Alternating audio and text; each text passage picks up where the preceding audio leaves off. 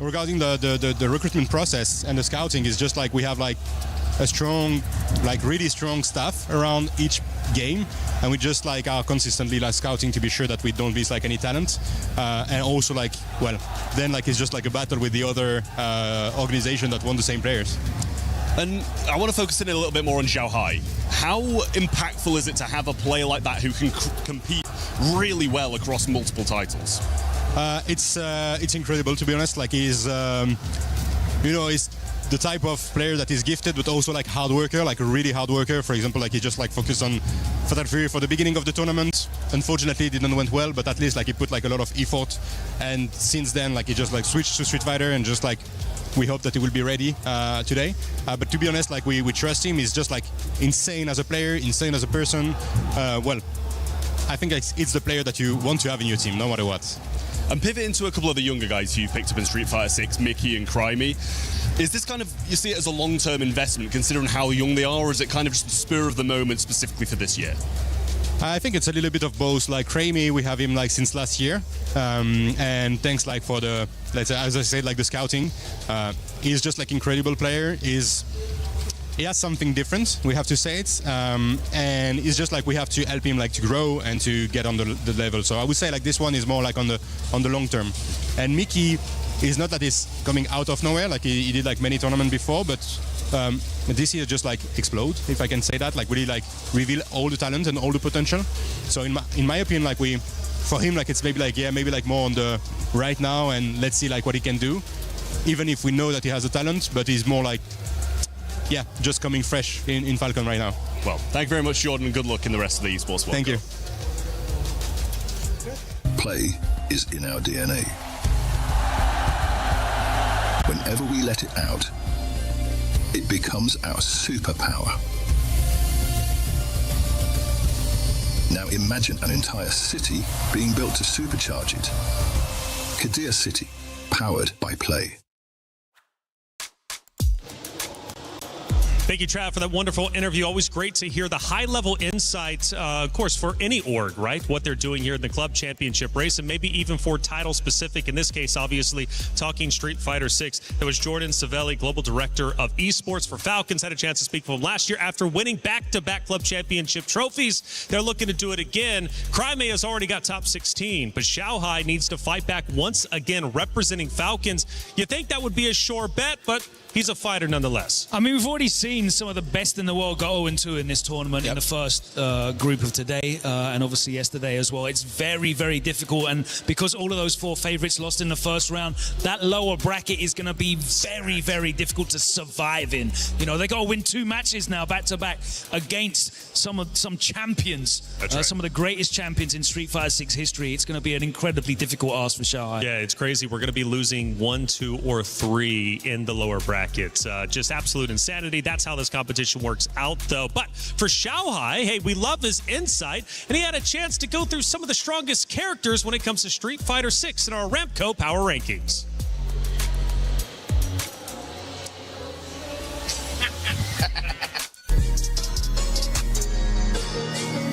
大家好，我是 Falcons 的小孩曾卓君，这是 EWC G86的分组情况。那我现在就对 A、B、C、D 组做一个预测。A 组的话，猪王就不用说了，他非常的强烈，有夺冠的趋势。我可能比较看好这个冷门一点的 Hibiki， 因为我觉得他打法很难预判他要做什么，所以这一组比较看好的是 Man、RD、Kobayashi、Mickey 还有 Hibiki。B 组啊，首先比较看好 Angry Bird，Angry Bird 真的一直以来真的很强，有点看好 Crimey、Punk， 然后 CPT 的冠军。C 组的话，最强我感觉还是福斗啊，还有 Hino、重松啊 ，Kikuchi 吧。到了我的组了，比较看好我自己啦，雷萨、Plus， 还有给贤吧，贤是我兄弟。我会认为这16个人会晋级。那如果真的让我预测一个冠军，我还是给自己一票吧，给自己加点信心，希望自己能真的如愿3连冠吧，加油！ Xiaohai, Jayo, okay, he's going to have to for sure. What do you think about the power ranking, James? I think it was solid. I mean, some of the people that he picked, he already saw that they got bodied, so it is what it is. But I mean, he was safe on the money, but again, so much that competition, you just can't base it off of the names alone, man. So I feel like the competition gets better and better each and every year. The thing is, everybody here is world class. There's no one's making up the numbers in this 32. Everyone here is a killer, and that's what we've seen in these matchups. Doesn't matter who people think are the favorites. Doesn't matter who the people at home are voting for their favorites. The results can go either way. It's the form on the day. Whose fortune shining on? Who's feeling the energy here? Who's going to deliver? And that's what really matters. You can't predict it. It's almost impossible. You can't. You could try, though, with EWC Play if you wanted to, by the way. If you wanted to try and make your predictions in there. It was 96% or 94%, I think, for Shanghai, and Phenom only had like 6%. Scan that QR code. Get involved. For those 6%, though, hey, you guys did pretty good, and you're working your way up for $300,000 in prizes. Coming up, though, we've got 2 winner bracket matchups. Winner will move forward to top 16 just like yesterday, but 4 keys inevitably are going to be crushed. Tournament lives will be ended, and for 1, 2, and 3, we're going to be losing at least one, maybe even a couple of them. Coming up, though, I believe it's going to be CN versus Gachikun. Yeah, that's going to be a good matchup. What do we think about the first one? Yeah, they're both very, very experienced. Gachikun, of course, Capcom Cup champion in Street Fighter 5 back in the day. CN, a very accomplished player, going all the way back to Street Fighter 4, where he emerged as a teenager as well. So a lot of these players you're seeing, they get into the game and they just have long careers competing at this high level. They've both got the experience on that big stage. It's going to be very exciting to see them going up against each other. Yeah, seasoned veterans, champions in their own right, of course. What I want to highlight is Cien actually is finding his comfort zone in this season. Obviously, he started very strong the first season with the DJ. Kind of had a little bit of a dry spell, I would say, in the middle of Street Fighter 6 going into the new patches and stuff like that. But Kimberly is definitely the money maker for him in this tournament. Yeah, Kimberly's looking pretty strong at the moment. How strong is CN? Well, we know that the survival matches are about to be in front of us. And in fact, it's time to head to the stage to finish out Group D. Who's moving forward? Who's having their key crushed? Let's find out.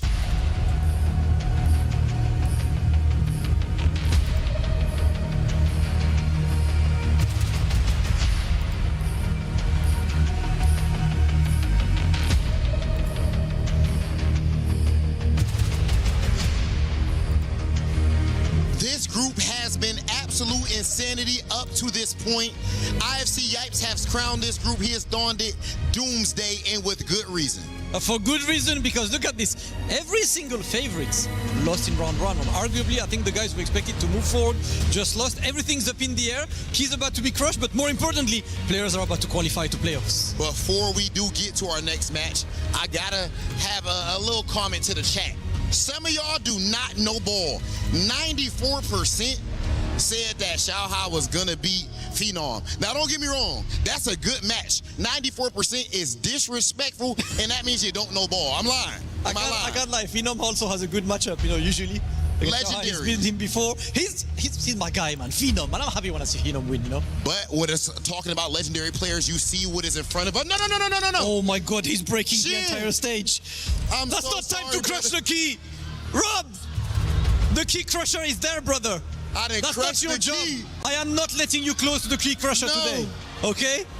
You are not getting close to the key crusher today. Rob, you just lost key crusher. You know what, Rob? I'll do this without you. Let's go in front of the trophy, guys. Let's finish this. Let this guy out, man. I do not want this guy to destroy any more keys. We have a crusher later, but this is not for crusher. This is for qualification to Friday's playoffs. Xian against Gachikun, and we got jammers ready for the hype. Jammers, don't break anything. Rob has done the job. Let's go, guys. I mean, I'm good because you actually can't see me on camera. But I tell you what, man, I'll tell you what's going to break after this. Someone's mentality, because somebody has to drop into the lower bracket after this. But yes, as our stage hosts, our exciting stage host said, I am Jammers, but I am joined by the homie, commentator of the year in 2025. Nerd-like status in the game space. I got too many titles. There's too much of a laundry list. But Tasty Steve, talk to me. It has been way too long since we sat down. It has been a minute. Look, I consider we talk about this all the time. Jammers, HD Jammers, clear vision. I hope you can see it. Eyes wide open. Shout out to Lee Chung as well. Next match, EWC Doomsday. No Dr. Doom in sight, but there will only be one winner when it comes to EWC, and we are still in group play. So we're gonna get a few players to make an it out. But once again, keys will be crushed. Dreams will be crushed. Somebody's going home. Shin versus Gachikun. We were talking a little bit about Gachikun and Shin, respectively, in the back. Talk to me a little bit more. I mean, it's going to be interesting, right? Because Jan coming into this off of a 3-2 win against Lachar's Akuma. Nevertheless, we might actually see that a little bit more later down the line. But we do have Gachikun, dominated runner-up of EWC 2025 in Blast with that solid 3-0. I'm a massive fan of Gachikun, especially with his technicalities behind Rashid. He's never tempted to shy away from the character. Despite the meta and stronger characters being introduced, he always sticks to there. Remember, he came here. The reason he's here is because he won DreamHack Birmingham in a emphatic fashion there. And one of the key things is I'm always trying to pay attention, large amount of players, I'm always trying to pay attention to how people prepare for these monumentous occasions, and I'm always having Gachikun at the top of that list. But with Xian, like everyone has said, we're going to parrot it again. New character, blank slate, coming in, qualified off the LCQ. Looks like he's working this so far, Steve. So the thing about Sien, I call him the scientist for a reason. My man will go back to the lab. If his recipe ain't working, he'll bring you something new. We saw the DJ before, now the Kimberly. I mean, people were really surprised about that Lachar matchup. But the thing is, we've been talking about this. That wasn't their first rodeo. They definitely fought each other before, and it did go by the way of Shin. But of course, looking at the player stats, I mean, look, this dude this is a Capcom Cup champion we're looking at right here, man. Look at this. Total whiff punishes 3, successful reversal rate 100%, anti-airs 100%, times and burnout only twice. This is how good he is at managing this character. We know he has the space control. That level 2 is something we need to talk about. He has the tech to back it up, and I'm glad you said that. I'm a true believer in the character loyalists, and my man Gachikun is one of them. We are getting into the verses. Once again, Doomsday is upon one of these players. It's Shin versus Gachikun. Game number 1, best of 5. Let's go.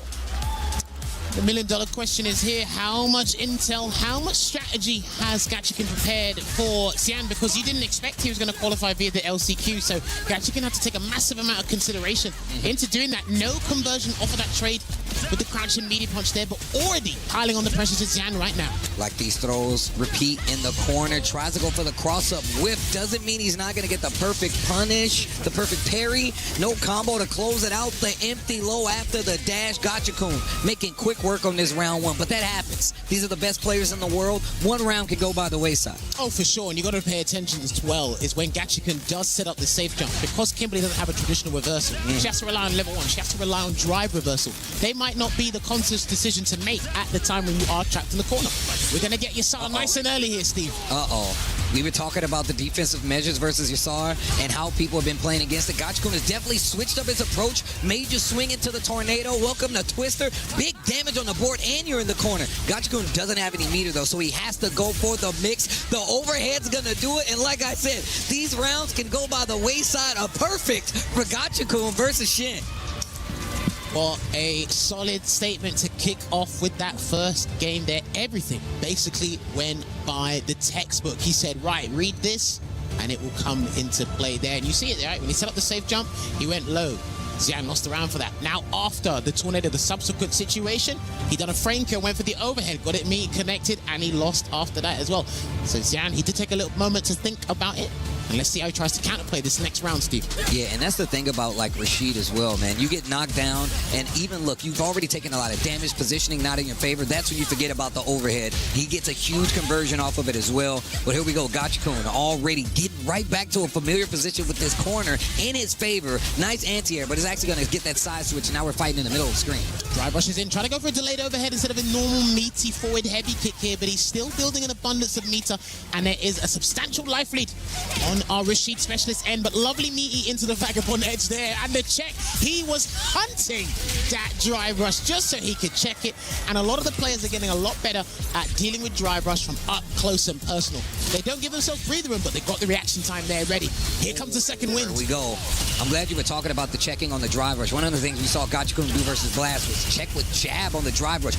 Great defense right there versus the Yasar fighting out of the corner. Shin gets a hit, back to the middle of the screen, and that's another thing about Kimberly combos. Great carry across the screen, and she has great wall pressure. But you got a reversal on the side of Rashid, so you got to be careful.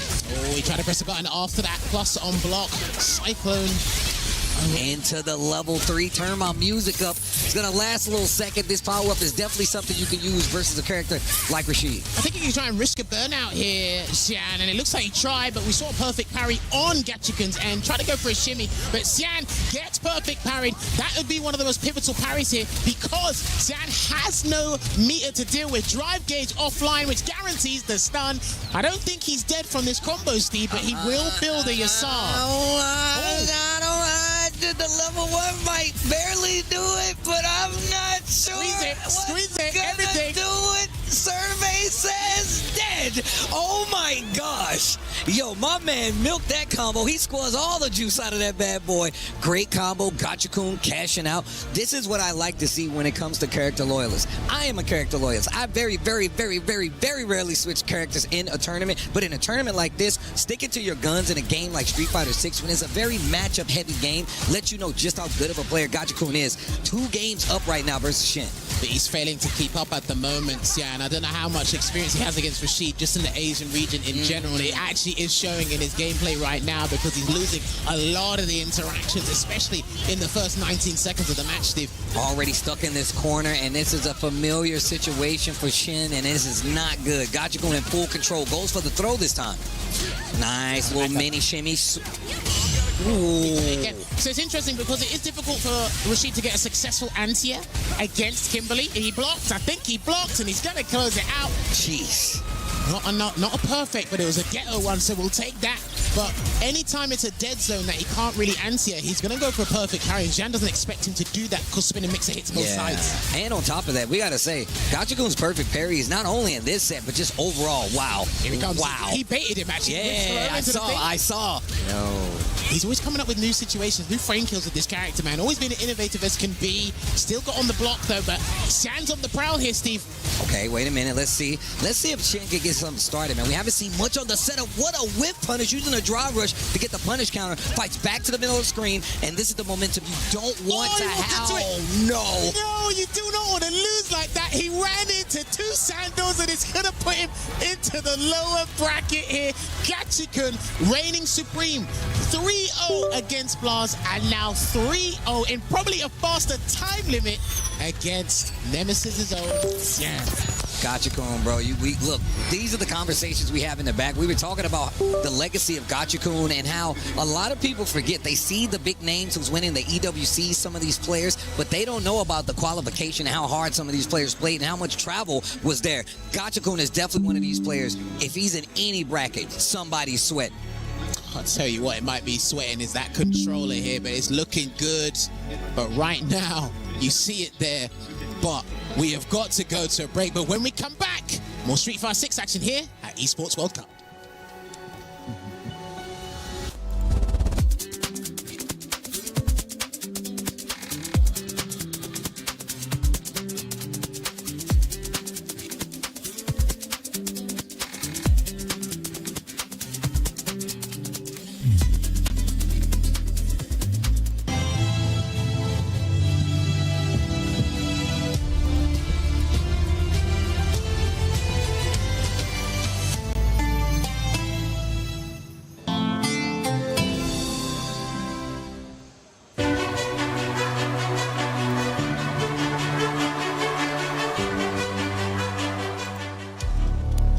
Group D continues here at EWC Street Fighter 6 Day 2. And look, I know you think you've escaped the harm, but there will be keys crushed. Tasty Steve Jammers holding it down, man. I got to say shout outs to all my commentary brethren for holding it down. And hopefully you guys have been enjoying.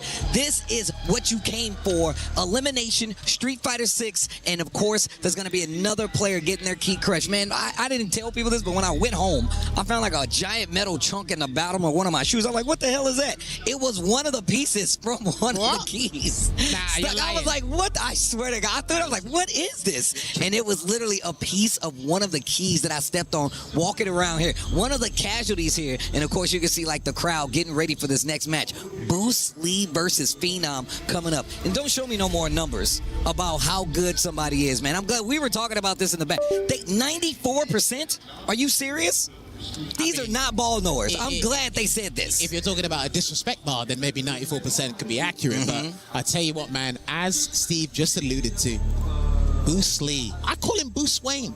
I mean, he goes by many monikers. Boost Wayne, Boost Washington, Boost Lee, Boost Mobile. He's got a lot of names out there, and it's because my man has always stepped up to the plate to show you just exactly how educated he is on any matchup. Minard, a champ coming back. I've been seeing a lot of those shirts, but he's definitely one of these players. He does the homework, not only on his phone, but in an actual book. A very educated player on top of that, and he plays a character I feel like we don't see represented as much, even though he's very strong with the Terry. Yeah, I was talking about this with Rob TV a little while ago, because when Terry was on the up and coming, because I said there are a couple of characters in the game I believe have their quality of life changes. They've been some of the best. I think Dawson's up there. Yep. Terry is definitely up there in terms of from their inception till now. From season after season, he's got great advancements. I think Elena's another one, but I'll talk about that another time. But Boost Lee coming into this, he's been doing well in his World Warrior. And this matchup here specifically, this is what I said on the desk with Logan. I was worried about how Phenom's going to emerge out of this group, but I said if he does beat Zhao Hai, he's got to encounter either Dual Kevin when we don't have good Rashid experience in Europe, or he's going to deal with Boost Lee, and he's had a good track record over Punks. So I said it's half the battle beating Zhao Hai, but to get out of the group, that is another thing entirely. And Boost is actually an excellent teammate to have with his insight, because he was part of Team Bandits. He's got to encounter either Dual Kevin. So he's in a very good position, and the confidence he had by beating Dual Kevin, who won the LCQ, it's coming into this, right? But Phenom, I mean, what's there to do now, right? He silenced the crowd. He silenced the crowd. He silenced the naysayers with their votes, and he silenced the crowd with the W over the returning champion. And look, we've been talking about this. This has been kind of the lay of the land when it comes to EWC. Year after year, those promised players that come off these big victories, whether it's EWC or not, have not had the best return policies coming back year after year. And you can equate that to either just the competition overall, or just the fact that people are starting to understand exactly how this game works. But it's still the same group of big-name players, best players in the world that you're seeing come and being represented on this stage. Phenom, 100% one of them. And bear this in mind as well. Phenom underperformed last EWC, so he's looking to turn that around. He's on track currently. He hasn't made it to a finals day either at EWC. That's a big deal. He hasn't stepped to the first to 5 territory, so he needs to try and get that on the board. But Phenom's been around since EWC's inception back in 2024, so he's a local. He's a local at this point. Part of the furniture. I literally was about to say, like, how do you not just see the consistency, not even just only of the placement, but of him being at an event, invitationals, as well SFL, and then looking at his tournament runs, and then he still qualifies for EWC. How do you not see just how phenomenal of a player, no pun intended, that he actually is? It's because the Grand Slams are missing. Yeah, if we look at his trophy cabinet, the Grand Slams are missing. There's medallions, there's confidence, there's bragging rights, the accolades are there, but it's like, hey, if you go and ask people, who are you more likely to remember? The guy that's been consistent at second, third place for the past 3 competitive seasons, or that one Grand Slam winner? You're going to go with the latter here. And speaking of which, we got some stats on the screen. Shout outs to our stats guys in the back. Successful reversal, 100%. Long may that continue. And it's only been 2. Bro, he's young. You see the DI reactions? Oh, the missed DI reactions? 0. That should tell you everything that you need to know. And look, they got the new no phone policy. My man Boost brought a book, handwritten, so you know the homework is there. This is a student you guys are watching, and I'm glad you brought that up. Ever since its SFL inception, my man has been on a constant rise. Shout outs to Bandits for every piece of work that they put in. Not only just building up Boost, but they built up quite a stable of players that have now been coming out and doing significantly better. Whether it's Kaba, whether you're looking at somebody like Boost, those are the players that you need to be looking at, and it should tell you everything that you need to know. If you go and look at what Boost did in SFL, even at the finals, he was one of the most successful players and just one of the most educated. So when it comes to, if you want to just compare these two, both of them have the homework. I will give the accolades on the side of Phenom. And look, you said he doesn't have many big ones, but the thing is, he has some. And when it comes to fighting games, I feel like experience is key. Playing on a stage like this is not easy, nor is it for the faint of heart. I mean, a lot of people crumble under the pressure of, thousands, hundreds of thousands on the line, I mean, look, just going off of what you're saying there with experience is key. I was saying on the desk with Logan as well, and Reflections, it's strategy is key. Logan brings up momentum. Heck, we can add the other word experience. There's a couple of themes that come into these invitations that you really need to focus on and hone in on. It's like, what's the story here? What are we trying to do? Obviously, with the players, they're as ravenous as can be when it comes to competitive play. They just want to win. They want to show up on the day and perform to the best of their ability. And, you know, if things go south, they can go, hey, I tried. Like, I tried to the best of my ability. Yeah. If they can't do that, then they have to obviously reconfigure that strategy there. But again, as Steve mentioned with the notebook, right? It allows you to think more. You're going to actually pour more ideas. You're actually going to be, you know, set off like the flipping dopamine and stuff. And the synapses start firing in your head. You're like, you know what, actually. And this is another thing that we pointed out. Boost is one of those people, he takes his time. He goes back to the character select screen after every match, especially if he loses. Yeah. He likes to reconfigure a little bit, change up his strategy, but that's how well informed that he is. Boost is one of those players and one of the best up-and-coming players out of the United States. Obviously, he's been around on the online side. Rich put me on it ages ago. Yeah, that's absolutely true. I mean, look, he's been around for quite some time, obviously. But when it comes to his inception into the larger events, the SFLs and going to a lot of events, he's still relatively new to that palette, so. Well, he's no stranger to danger. And I think he will embrace and relish in the moment he has here, known as the Esports World Cup. But yes, ladies and gentlemen, thank you very much for your patience. We should be getting started with this next set here. Just to let you guys know, Gatchikan has qualified by beating Blaz and Xian. He had a very similar performance to Hinao did in day one. Now, either of these players is looking to replicate what just happened in the aforementioned set. Sorry, my bad. Words are hard these days. It is. And I'm a commentator for goodness sake. Trust me, bro, I flub a lot. Don't you worry. But go on. Here's what's going to be interesting.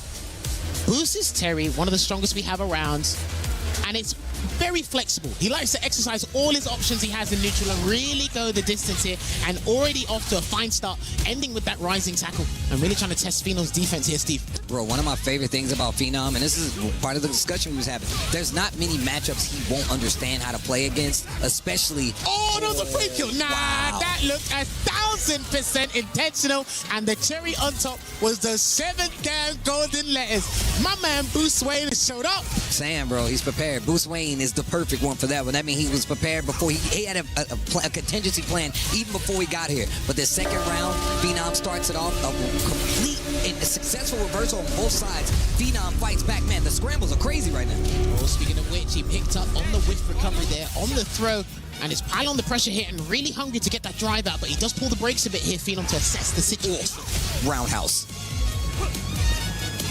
Backing up into this corner, though. Phenom taking his time, catching a low forward, and here's the throws.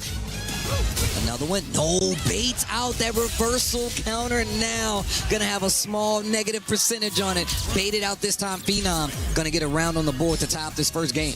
I like that he tested the waters and allowed that to happen, and be very cognizant towards how Boost uses medium power wave as a poking tool. JBM told me that a couple of months back, because it's very good, because obviously the low power wave, Cammy has a couple of ways over it, and they guaranteed punish counters, Steve, if Bruce Lee's not aware of it. Yeah, and the thing is that medium punch power wave is going to knock you down at the range that Cammy does like to play at. That's why roundhouse is so prevalent, but also you still got to look out for that burn knuckle, which he uses a lot. And now Phenom in burnout, jump back weak punch. Oh my God. There you go. Took a bit of a couple of frame stealing there with that medium punch into round wave, but the block string in burnout's not as strong as it used to be, and you could see the punishment on that there. He actually turns that drive gauge back online there, does Phenom. Good defense in burnout from him. Just a little too early on that DI in the corner. Phenom prepared. We've seen it work out a couple of times, but here's a throw. Phenom keeping this at a pace where he can control. This is exactly the pace he needs to play if he's going to take out Boost. Drive rush into the heavy. Dude, Phenom's fighting back to pressing as many pokes and whatnot as he can. Perfectly spaced dive kick there, because he doesn't want to get into burnout. Not on his own volition anyway. He still has that level 3 available, Steve, so you might have to look for a button into the level 3. Good spacing, about 25 seconds left in the clock. It is winding down. What you gonna do with it? What you gonna do with it? Almost to that 20-second mark. Gets the crouch strong. He's got 3 bars. That chandelier, it goes up. That's gonna be game number 1. Slow paced overall, but look at that life lead that's on the side of Boost. Look at the time on the clock. Very slow paced game. I'd say what else, a more nuanced take on that situation was Phenom was scrambling a little bit for his drive gauge, and he just walked back and just kind of assessed the situation, played footsies calmly. But as his drive gauge was slowly replenishing, Boost decided not to do anything either. And then when Phenom got above the drive, he tried to get back in. And what happened? Boost, that's when he caught him with the stand medium punch. So that was very good situational awareness from the pair of them, but it was Boost that was able to capitalize entirely. Okay, here we go. Game number one looking real solid on the side of Boost, but also Phenom definitely in contention. So this is definitely not going to be a cakewalk for either one of these players. We get into game two. Yeah, so they're trying to commit because they both got low for a driver, so they don't want to be too obvious and too eager to land it there. And he's been throwing out that heavy kick with such aggression here. Has Boost Lee, and he's going to get the rising tackle. Oki again. Terry's range on his normals, stand medium kick, standing medium punch, his roundhouse, all great range. Goes to the DI, attack on drive bar, power wave to try to burn him out. He parries the first, not the second. He is in trouble. Boost with the corner positioning, goes for the level one, but that's a round wave. You cannot do that. From power to the round, you're not going to beat it. One of the better options, too, because a lot of characters, I mean, you look at Dawson, he has the meaty fireball. Terry's got the power wave, or round wave, excuse me. When you're in burnout, some of Terry's toolset, it just exacerbates the situation. It becomes tenfold what it originally should be. And Boost is taking full capitalization off of that here. Phenom still being a bit tentative in a couple of areas, but it is calculated here. Let's see if he can go on the prowl. Successful jump ins, too, on the side of Phenom. Actually catching Boost off guard, and actually gets the position switch. Going for the frame advantage with the heavy. Knuckle again, throw it out like that straight. It works, man. There you go. Gets the plus frames there. Swinging at this range, making Boost second guess those power waves, as well as that roundhouse. He's definitely been using it quite a bit, and there's the burn knuckle. Okay, reversal. He says he wants no part of that, but look at the drive. Look at the drive. Roundhouse. Oh, there you go. He let him burn himself out on his own volition, thinking he'd get that perfect parry in time here. But Phenom, he has been reacting drive impact, but there's going to be no need here because he will cancel into the Rising Fang and close this out to boost his lead to a 2-pointer. Bro, you see what happened in the corner right there, switching up the approach? Boost saw that he was kind of looking for the level one in the other corner, and it worked. Got Phenom around. This time, stopped the pressure, even at burnout, saw that he had the one, and actually waited for his turn. Great adjustment by Boost. Not even just to lose a match, but to get the whole match over. That's so smart. And again, allow me to recite the same lines as what me and Steve were discussing before this match started. I said, like I said, if Phenom beats Xiao Hai, you're going to go up against someone who's got a good track record against one of the best Kami players in the world, which he has inevitably forced a switch. And this is a true test because now, again, fundamentally, Phenom excels in that. He's efficient. He exceeds at fundamentals, right? But we're going to be testing the water with how often you're going to deal with burn knuckle, how often you're going to deal with power wave, how often you're just going to deal with malicious buttons in your face. Also, that power wave, being able to get under fans is another thing. Changes up the neutral game quite a bit in this matchup. And that's one of the main tools that you see people really have a hard time dealing with. It's just the fans in general, whether it's charge fan, OD fan, and then even powered up fan. Nice, hold on. Wait a minute, Phenom already making some headway with this My Switch, but the burnout is definitely, but he don't even need to worry about it. Powered up fans, now we're playing. There we go, goes for a frame kill and gets that throw here as well. An immediate breakaway with the EX Rising tackle. Drive rush just to assess what Phenom will do on Wake Up. Tried to catch him off guard there. I'm not sure what he was looking for specifically, Boost, but he does make amends with that conversion straight to the corner, Steve. Here's a throw. Give me one more. Nice little stagger pressure here. There it is. Peppering him with the jabs, but still threatening with the throw. Both in critical position, but now look at that. Puts himself in burnout, and we knew exactly what was happening. Another different look from the side of Boost. No hesitation. Goes for the standing medium punch and a little bit more range, too. Dude, the fact that he dashed forward after getting hit by Kaichosen, they simultaneously forward dash, that was an insane interaction there. And he's going to cancel into the Rising Fang from the quick burn once again, and he's going to leave him with a pixel of drive gauge to work with here, Phenom. Is he going to allow him to make a comeback? Ready for the rising tackle after the jump in. And this is going to be dangerous. He's not going to die, but this next interaction could be a bad one. And he does not have much drive. Watch out. That was definitely a throw. Oh, he got a delayed, and that's not what was going to work out. So it was unfortunate there, but absolutely fortuitous. He is elated. You can see it in his gameplay. And boy, has Boost Lee showed up here at the Esports World Cup, and he will be qualifying for Phase 2. Doomsday is the name of this group for a reason. And look, we've already seen Xiao Hai already lose his first set versus Phenom. But look, this still puts you in the running. This is group play after all. It is best of 5, and you still got a chance to make it out. It just depends on how the rest of these games go. And look, we're used to having these head-to-heads where you get a double opportunity to win, and then you still have that elimination process on the lower bracket. You don't get that here. This is the only time you get to really play multiple games and stay alive in the tournament. Staying alive in the bracket here. He's down, but he's not out, Phenom. But I tell you what needs to go down is our mindset and our energy while we take a quick break. But when we do come back, there will be more action here in Doomsday Group at the Esports World Cup.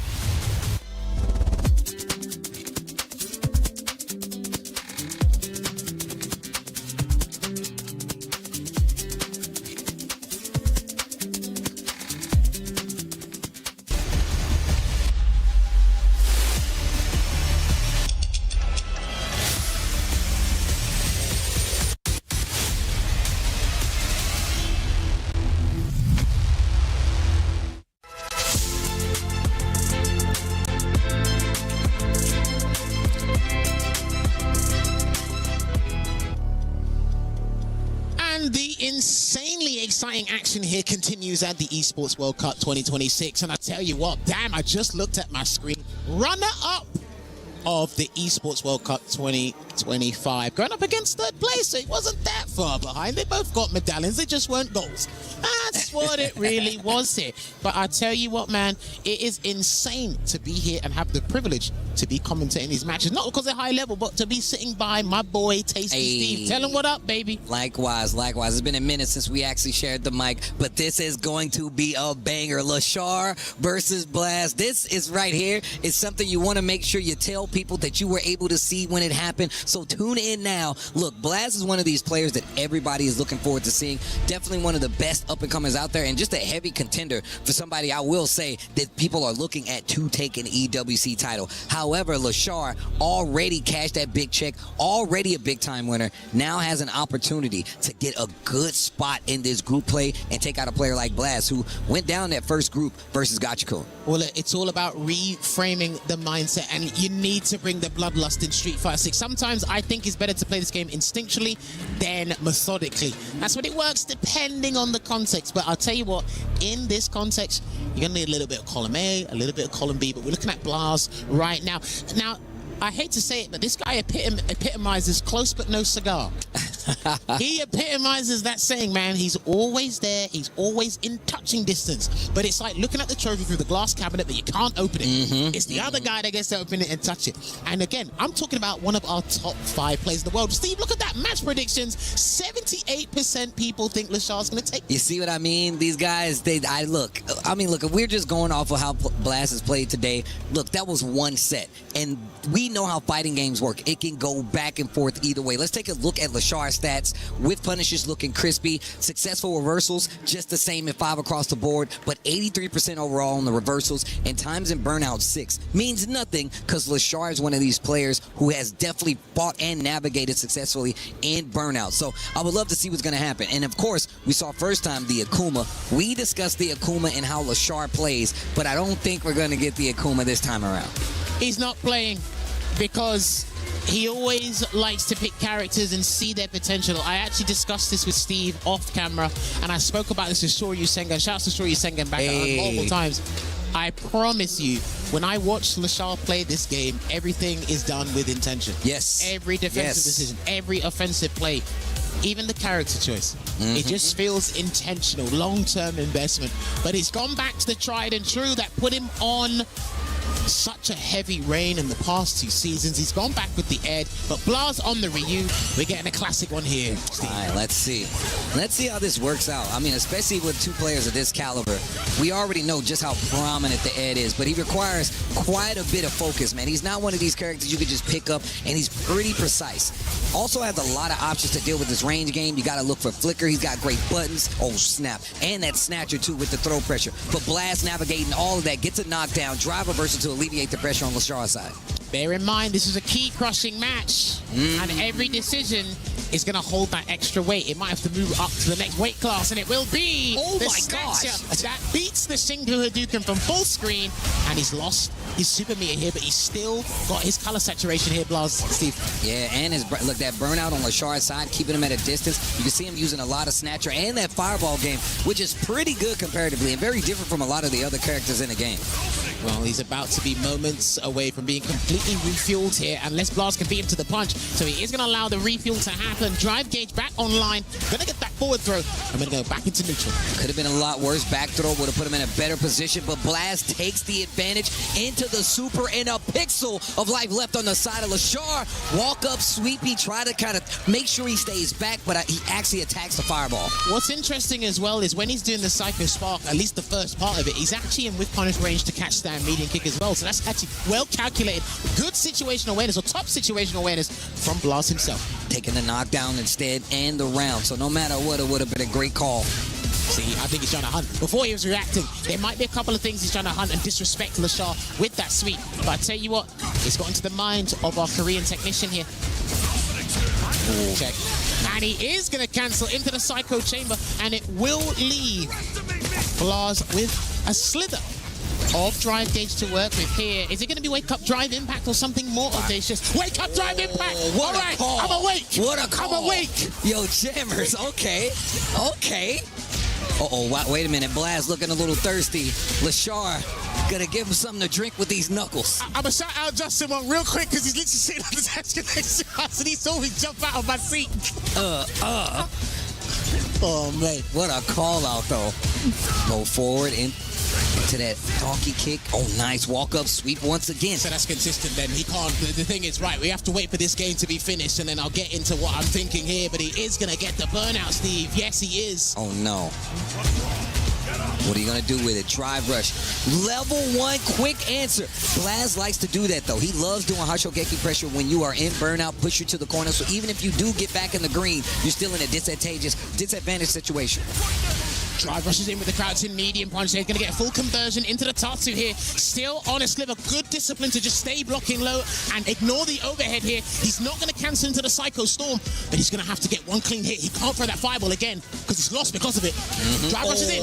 Wow.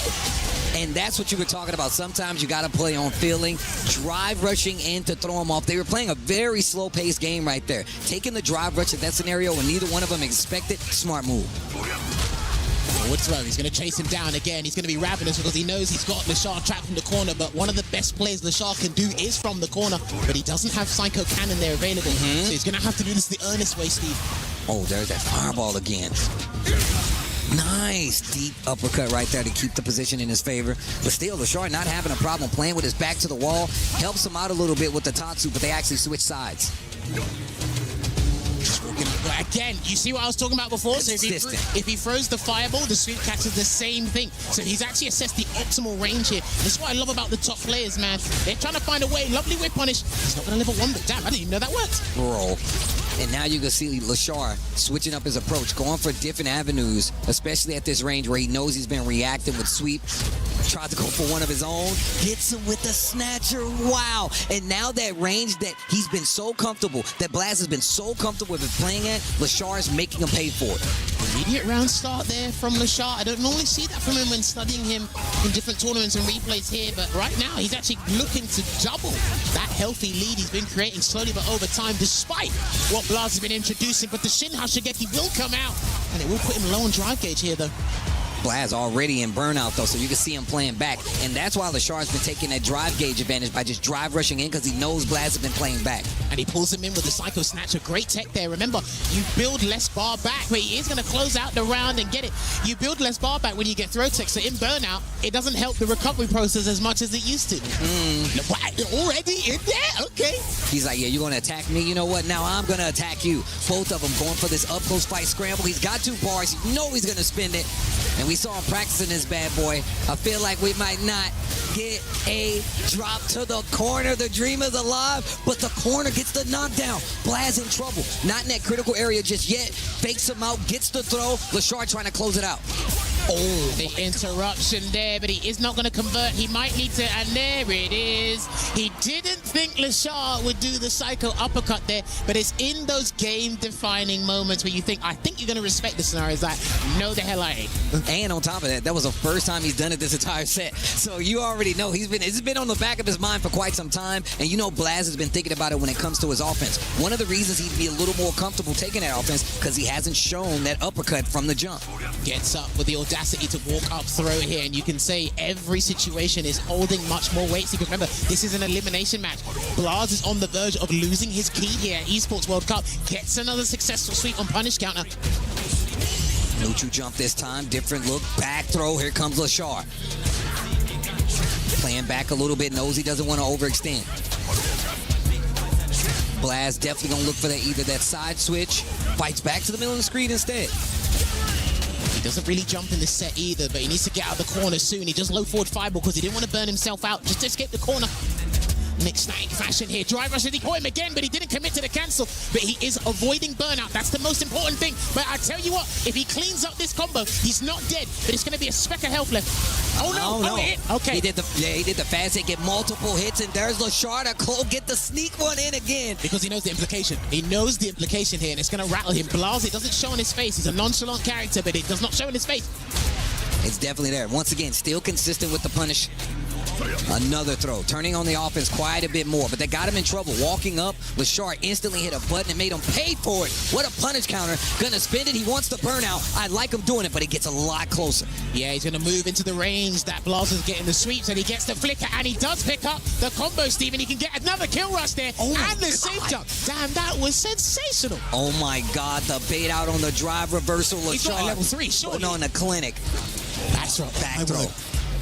And he's in burnout, still taking a step forward, closing the distance. Closer to the green, chasing behind the fireball is Lashar. He's got to take the chip as much as possible before that drive gauge becomes back. It is completely recuperated at this point now, Steve. Back in the green. He needs a miracle. Anything. You got to do something crazy at this point, dude. Oh, okay. He ain't gonna spin that. Yes, he is. Because he already done the drive rush cancel. Right. The thing is, we've already seen Lashar wake up with a psycho uppercut. He can be audacious here or do something even crazier than a normal reversal, and he backdashes just to play it safe. OD fireball. Look at the drive on both sides. Lashar threads the needle, and the level 1 to close it out. A key is crushed, and that means Blaz will be going home. Not gonna make it through Doomsday. Not everybody does. That's why it's called Doomsday. You have the runner-up of last year's event bowing out in the group stages. We did not have this one on the cards, judging by how Blaz has been preparing for Esports World Cup. But you know as well as I do, Steve, in Street Fighter 6, everybody has a plan until they get punched in the mouth, and you just don't know what to expect on the day. But hey, let's give full credit to Lashar because it looked bleak. It looked torrid at the start with the way that clinical process was working out for Blaz. But over time, he said, I figured you out. I'm going to take the dub. Bro, but we got to talk about this. This guy, Lashar, the choice to go for burnout, the backdashes, the kill rush extension on the combos, the whiff punishment has been crispy the entire time. That is a proper clinic put on by Lashar. But we're going to toss it to Rob TV on the stage for this key crusher.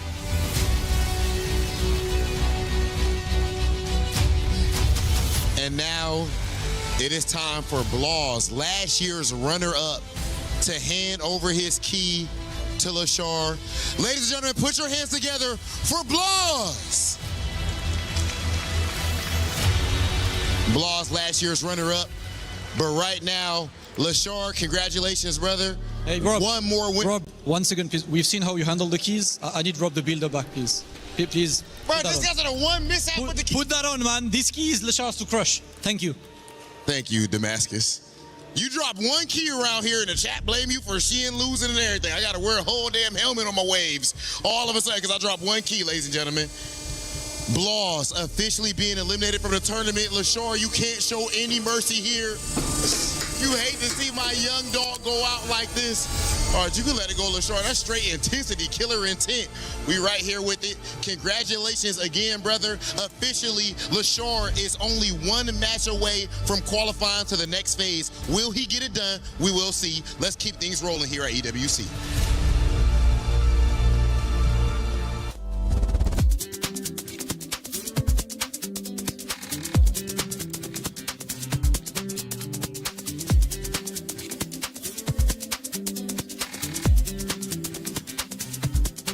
Was built to move. Not trapped at a desk in one singular posture for 12 hours a day. It's time your chair evolved. This is Secret Lab Titan Evo. Ergonomically engineered for you, gamers, hybrid workers, artists, backing your every move.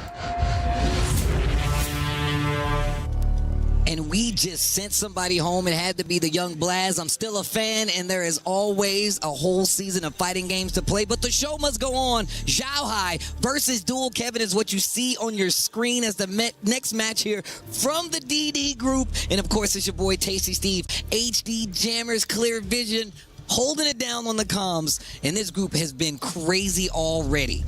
See, you gave me the clear vision like I'm a Marvel superhero. I'm in the cinematic universe somewhere. We did watch the latest movie yesterday, by the way. It's fantastic. So godlike. But yes, elimination match here. This is super important because Bruce Lee has been outstanding. Obviously, him and Gatch can make it on winner's side.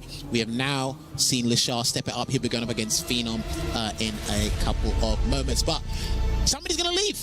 Is the dream of the unicorn situation where we're going to have a 3-time defending champion, or are we going to see Dual Kevin, one of North America's finest, top 3 in my opinion, show up, win the LCQ, and he's going to bow out early after being such in an incredibly exciting form. Reinhardt mentioned it. The euphoria is still lingering, still oozing out of him. So he actually might not be in the mindset to deal with the guys that are qualified. And you can see right now, just looking at some of the stats of our returning champion.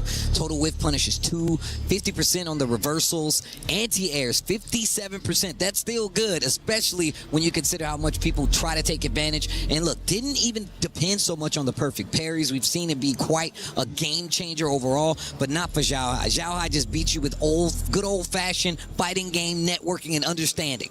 And of course, Dual Kevin, one of the favorites out of the States, of course, coming from that LCQ. And you're right, man, that momentum is something that you need to be worried about, right? And also another thing that Reinhardt pointed out is that all the players, of course, they are ready to fight the people that were already qualified, not the LCQ people. And look, we talk about the experience. Where are they going to get this Rashid experience from as well? Those are multiple things you got to put in on play. So, I don't know if you were able to catch this, but Xiao Hai, what I really love about his training regime is he goes through these crazy-ass gauntlets. And he done this thing, I can't remember exactly what the rules were, but he had 40 lives, and he had to fight 10 or 11 of the finest players.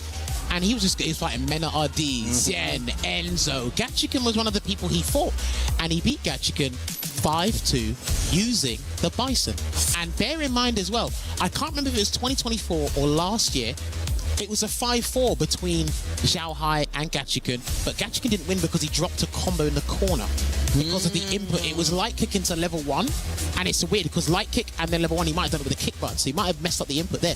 But my point is, he's got a wealth of experience, which is why he's picking Bison. He's not picking mine, he goes to Bison because he's much more ruthless in a situation like this. And oh look, and on top of that, slower walk speed, dealing with the ground game. I mean, obviously you already know Bison is a little slower, got a little slower on the buttons, but the plus frames are definitely in his favor. If Dual Kevin can't get away, if he never gets anything started, then Bison can definitely make this hurt. But of course, Xiao Hai, oh my God, both ready with the DI, puts himself in burnout because of it. He's got one, and look at how much damage that took off on top of it. Dude, that was tremendous damage for a 3-hitting combo. That was, I'm like, what? Okay, side switch there for the Oki, and he knows he's in burnout, but Xiao Hai has no reason to tech. Look at the healthy life he's got, and he's going to catch the drive impact on whiff with the sweep, and you can see it on Dual Kevin's face. He's getting a little bit frustrated because he knows the implications of this match. Elimination match. The champ could go home. He could stay here.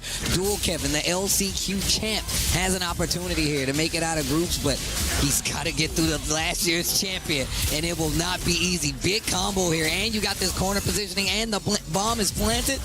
Pressure being applied here. Lovely delayed throw take there. And he gets the hit confirmed with the drive rush cancel. No Yasar just yet. He needs to push him a little bit more to the corner, and then he'll call the tornado. But I think Zhao Hai is highly cognizant of that, Steve. Nice trade on the anti-air. Zhao Hai never letting up when it comes to this offense in a lot of situations. He could have thrown him again, but he chose not to because he wants to take the round. The best way to win games is to eliminate the opponent's life bar completely, and he's poking him to death. He's trying to inch out of this corner, but Zhao Hai not letting him breathe. Game number 1, Zhao Hai. That was a sick way to condition him to sit still, by the way. Those are staggered mediums. Couple of lights, and he peppered in some staggered mediums, and then it's like he knew that Dual Kevin wasn't going to move. Dual Kevin was like, okay, I'll just wait, see how to react. He's like, all right, you haven't moved?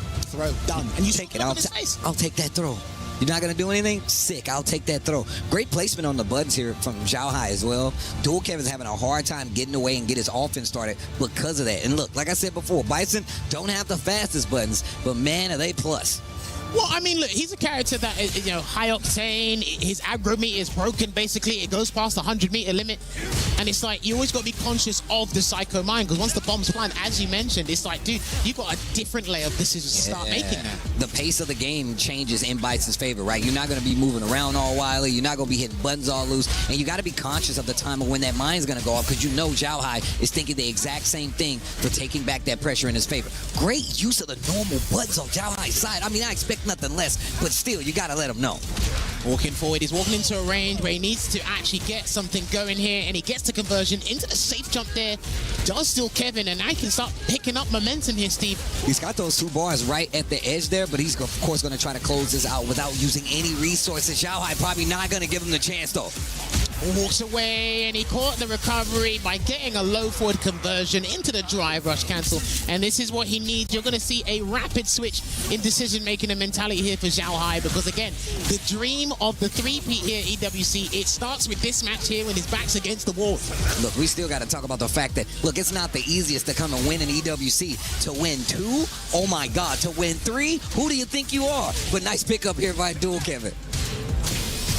Wakes up, that wasn't punishable, because Rashid does have a hard time dealing with light scissor kick because it is -5 on block, but his lights are very stubby, one of the worst ones in the game, and that was a trade. That was a very unorthodox trade scenario, so I like that Zhao Hai didn't pick up anything from that. I'm glad you called out that light kick scissors, because look at the range he's playing at. It's perfect spacing for it. Drive reversal? No need. He'll take this. Yeah, okay, last minute there. You need to give him the illusion that you've got it, and that's actually very fortuitous here for Dual Kevin. He can't get the kill, but it's close enough. He's got to get the hit. Zhao Hai taking a chance to swing 2 times over, and Dual Kevin spacing it out just enough to clip it, get the hit, and close out. Dual Kevin looking a lot better. 1 on the board versus Zhao Hai.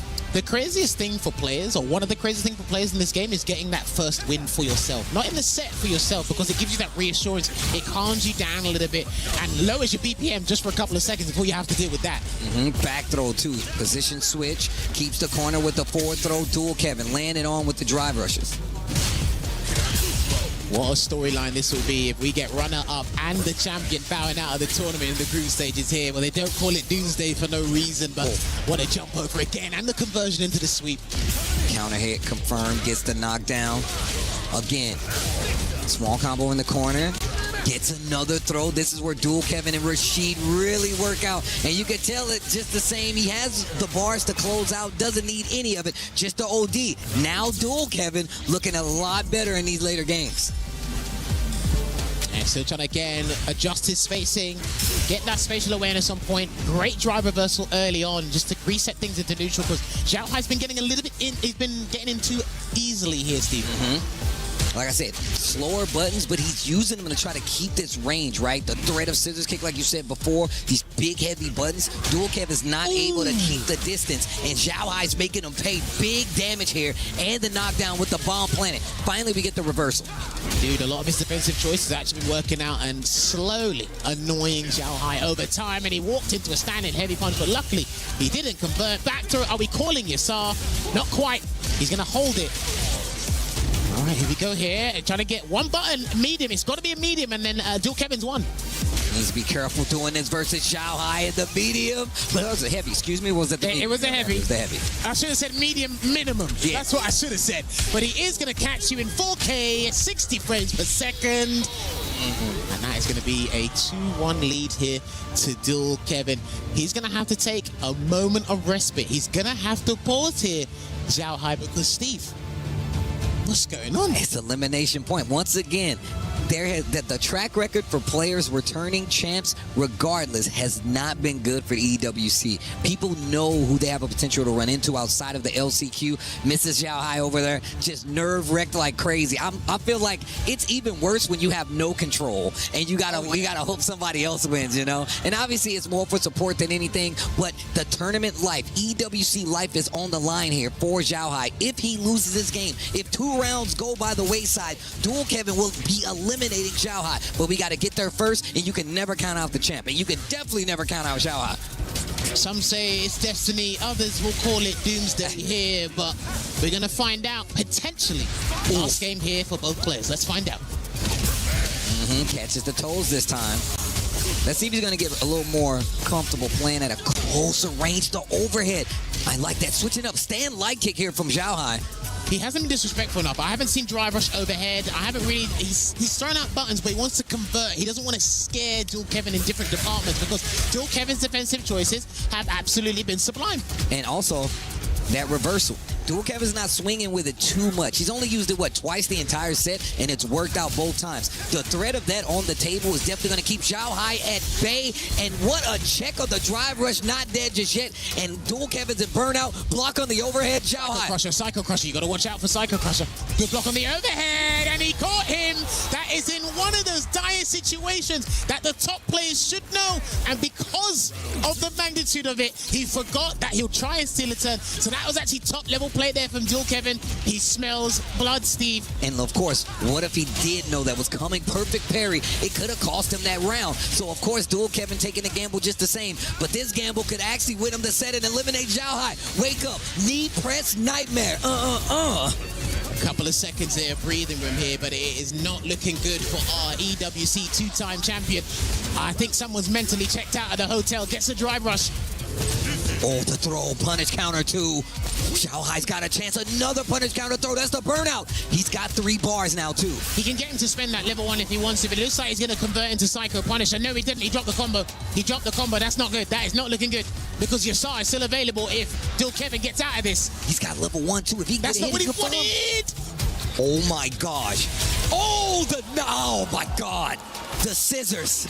Xiao Hai still alive, and you can see the determination on his face. Actually pick up the eyebrows went up. My man was looking like Ken Ryu right there. Hold on. This round is going to be one of the most important rounds of the entire tournament, regardless of what happens over the next couple of days. Throws out that heavy punch with malicious intent.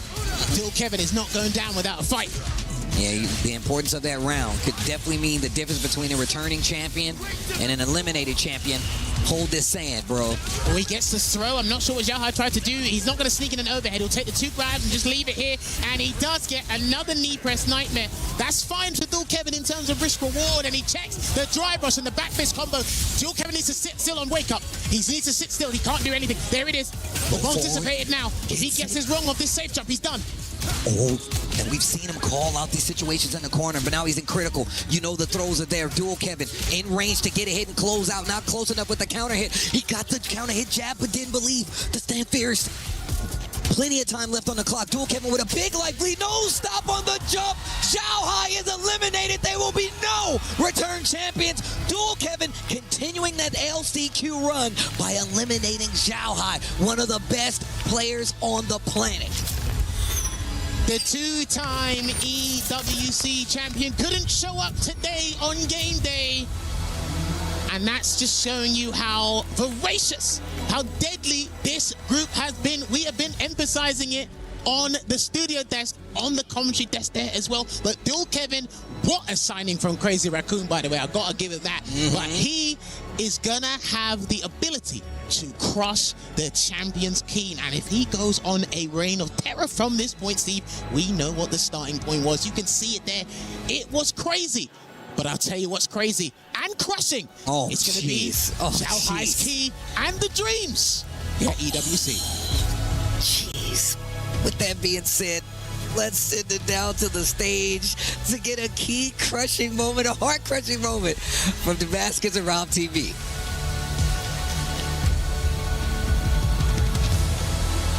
And now it is time for our champion, two-time champion, Xiao Ha, to pass over his key to Dual Kevin. Ladies and gentlemen, make some noise for Xiao Ha!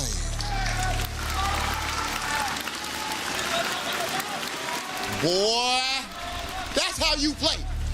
That's how you play. LCQ champion. And now goes up against a two-time champ and gets the dub. I'm gonna holler at you after you crush this key. After you crush the two-time champ's key. Ladies and gentlemen, they say to beat a man, you gotta beat the man. And if that's anyone in this tournament, then it's who Dual Kevin just defeated in Shanghai. As we see the champion's key being crushed in round one. What an event that we have already. Kev, meet me right here, brother. Real quick before I let you go. You win the LCQ, and then you lose your first match going up against Boost. How were you able to keep your mental together knowing you're going up against a two-time champ? So even after a loss, I kind of felt like I know what I did wrong. I was playing way too robotic, and I try to remind myself that, like, just play how I play, not like when I'm forcing myself to play, because it got me to dub here, to get here in the first place. That little bit of free form, you know, looking for whip punish and stuff, let me play that style. That's your game. So you stick to your game. And then you did bounce outside of your game just a little bit. You went for, was it overhead? He blocked one. You go for another overhead, and you went with the level 1. Are you random? It kind of is a little bit, but, you know, I feel like in the heat of the moment, and when you're down, because I believe I was up 2-1 at the time, you kind of have to make a move. And so it's hard for anybody to refuse himself to not press there, right? So I felt like it was right at the moment. Okay, and right now in this moment, EWC, man, all year you've been looking forward to this, close to qualifying, had to go to the LCQ. How does it feel being up there on that stage in front of all of these people doing what you love? It feels great. It feels good to be back here, third time in a row, and this time as Crazy Raccoon. So it's cool to see all the fans, even from Japan, still supporting to this day. It's great. Much love, Dual Kevin. Shout out to the whole Midwest at home, of course, supporting my dog. Only one more and you will qualify for the next phase. Good luck to you, brother. Let's keep things rolling with our event.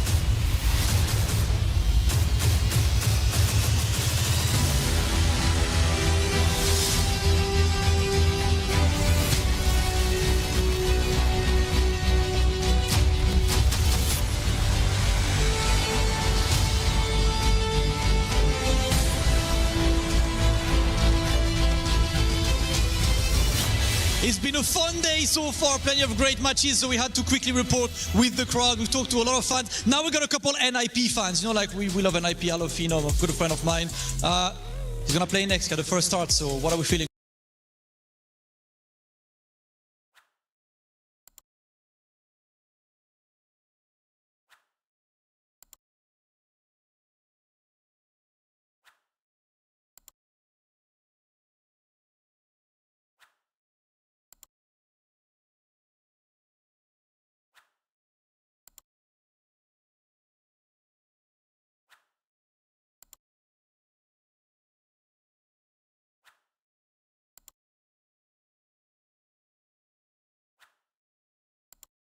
about Phenom? Oh, he's going to destroy him. It's not going to be close. Certain win? Phenom's winning. Yeah? Oh, yeah. I mean, he already beat Shanghai, so he's got to take it. How confident were you in that Shanghai match? I don't know if you even seen, but again, chat does not know ball. No. As they said, 94% chance that Shanghai was going to win. What did you think about that? Come on, man. We knew the whole time. Like, Phenom's just one of those dudes. He's going to make a crazy run, and this is his time for sure. So he's going to take it all the way. And this event overall so far, of course, EWC, this is the creme de la creme, the best players. The results have been pretty insane so far overall. Would you agree? Yeah, I mean, there's a lot of upsets, and I feel like this is the stage to do it. You know, like this is EWC. Everyone here is a top player. Anybody can win it any day of the week. That's what I want to see, man. Listen, every single match has been insane, right? Duel Kevin, bro. Both of the grand finalists went 0-2. Don't lie to me. You didn't expect that. No. You know what I do expect? If we're, you know, as far as when it comes to the FGC, right, in the fighting game community, we're supposed to be decent people, okay? You guys have all of this amazing, you know, these amazing beards, all kind of extra. You can't lend Damascus just a little bit so that he can have a hairline, just a little bit. Look, man, there's a lot of effort that goes into this, all right? We earned this beard. Sorry, Damascus. Hey, they got nice beard, but a guy with no facial hair like this cannot talk. All right, you know what, guys? Talk about facial hair. You have too much hair, man. Go out of the way, please. Listen, we're done. We're ready for the next matches. Thank you, guys. Are you ready for the next match? Yeah. Let's go, guys. Next match, getting ready. Let's go back to the studio.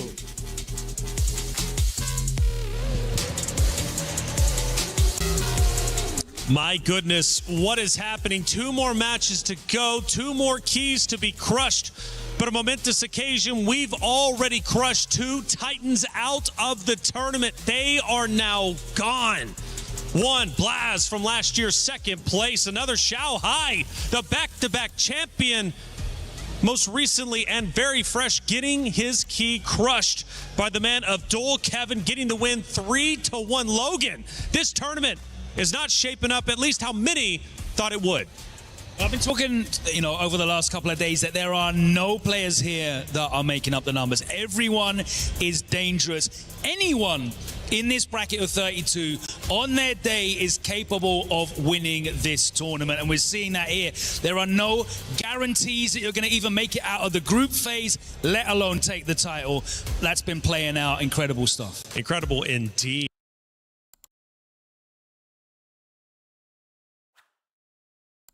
Now let's go back, though, to Lashar versus Blaz and Ringe. My goodness, this one did, in fact, end up 3-0. And it was Lashar taking down Blaz, which, Lashar, to his credit, right, incredible performance last year in the competition, right, at the EWC, placing top 4, I believe 3rd, if I'm not mistaken. Right. Yeah. But then going against Blaz, right, 2nd place from last year. There was a lot of pressure on him to perform once again. This time around, though, it doesn't go his way. No. Lashar played absolutely out of this world. Yeah, he picked Ed, which was a big change, you know what I mean? On the character select screen, he played out of his mind. That seems to do really well when that happens. One of the things we actually got some intel from Ryan Hart about is that he has been on a mission to win a tournament with Akuma. Apparently in the East, Akuma is thought of as more of a skillful character. He's a bit of a hipster, likes to play characters that aren't as popular. Akuma kind of fell out of favor with a lot of the top players. So that's what he's been on. But we can see when the back's against the wall, when elimination is on the line, he pulled out the character that I think he's the best on. And if it continues to do that, I think he's one of the favorites to win the tournament. Yeah, definitely. I mean, he's one of the people that not only built the meta game for how to win in Street Fighter 6 in Season 2, he built out a lot of the stuff that made Ed a viable character. He built out a lot of the stuff that made characters like Mai and Terry viable characters, and we've seen all of those picked very much. But he's come off of those characters in recent months, and he's gone back to Akuma, who has fallen completely out of favor, and Ringe used exactly the right word. He's a hipster, man. When it comes to character selection, he's like, no, I don't want to use the characters that everyone else thinks is good. I want to pick the character and win with the character that is a challenge. People are going to recognize my skill for, and it hasn't worked. The Akuma hasn't worked out for him, but you see that Ed play, it was sublime. The spacing, the situational awareness, that is hardwired into. He's still hitting the dream combos. He hasn't used Ed for a minute. The whiff punishes were superb. Everything was on point. That's what we want to see. The best using the best, playing their best. That's right. Well, let's take a look at some of the comments here. Phenom defeated Mai to become Mai. That's it. Just all comes full circle. You know, like if you're either die a hero or live long enough to become a villain, and Phenom's still in the bracket, so you know what that means. Okay, Sing's Note, Dual Kevin is here. Sing's Note, Dual Kevin, man. Hey, so that was a big win, and I know the green room was lighting up. Now, again, we mourn Xiaohai, his exit, which is just such an unbelievable story that he had. But Dual Kevin, obviously moving forward, is tremendous. His work's not done, though. He still needs to win a couple more if he wants to try and get into the championship circle by day number 5. But either way, 2 more matches remain. We've got to move some players forward. We need to crush 2 more keys. Casters, take it away. Big thanks to Reflections, Ringe, and Logan on the desk for giving us the necessary information. Like we said, man, Lashar, stop being a damn hipster and just get the job done. We want you to get the biggest titles. I think you want it. But of course, there's a lot of players that want to win. Of course, that is the most and foremost MO. But they want to do it in their own way. They don't want to have to succumb to a meta and fall in line and be robotic. I understand that. But hey, can we start off doing what we're supposed to do before we get a little bit creative, please? There you go. That's what we're asking. Get the dub. I mean, once again, Lashar's got the accolades, and he's definitely got the play style. The thing is, when it comes to the world stage, you can be that nice, but how big is your heart in it? Do you really want, or are we going to stick straight to the guns, and Lashar now going back to the big guns with the ed that got him there? But now, Phenom on the stage, all smiles, of course. Another player that I feel like, once again, kind of underrepresented when it comes to just how stacked this group is. Phenom is definitely one of them. Yeah, he had an outstanding performance against Xiaohai with the 3-1. He lost to Boosie, fell by the wayside, but now he has another Titan. That's crazy. He's had to fight 2 of the top 3 in his wake just to make it out of the group stages here. And again, just to regurgitate what I said before, Phenom, to his standard, by the way, underperformed last year at Esports World Cup 2025, losing to Goichi and Crimey in the group stages there as well. So this is an opportunity to turn it around, and what a head you can take and hang on the trophy wall if you can do that over here, beating Lashar after he's had to be forced into his main pick, the Psycho Soldier. And now, on top of that, like you said, man, he's got Xiaohai, you know? Let's see what you can do with this one. Now, bear in mind, we saw this matchup yesterday with Sahara and Punk, and it didn't look too good there for Punk. So hopefully, Phenom's taken some notes. He actually knows what to do against Cammy or Ed himself, and will adjust accordingly on the fly. But Lashar, he's got a game plan ready and waiting. Let's see how it unfolds, Steve. Gets this knockdown in the corner, tries to charge it, and I like the answer right there. Phenom ready. Speaking of, catches Phenom low. Nice dance here. Damn, he used heavy kick. Okay, you must be brave to do that instead of the regular light uppercut there. So he's feeling confident here. Gets the jab, but it's too far to get the crouching medium kick to connect it. So he will be punished for his troubles. Burning out, looking kind of gray over there, Lashar. But now, Phenom fighting back, and he's getting more on the drive gauge. Round 1, game 1, Phenom.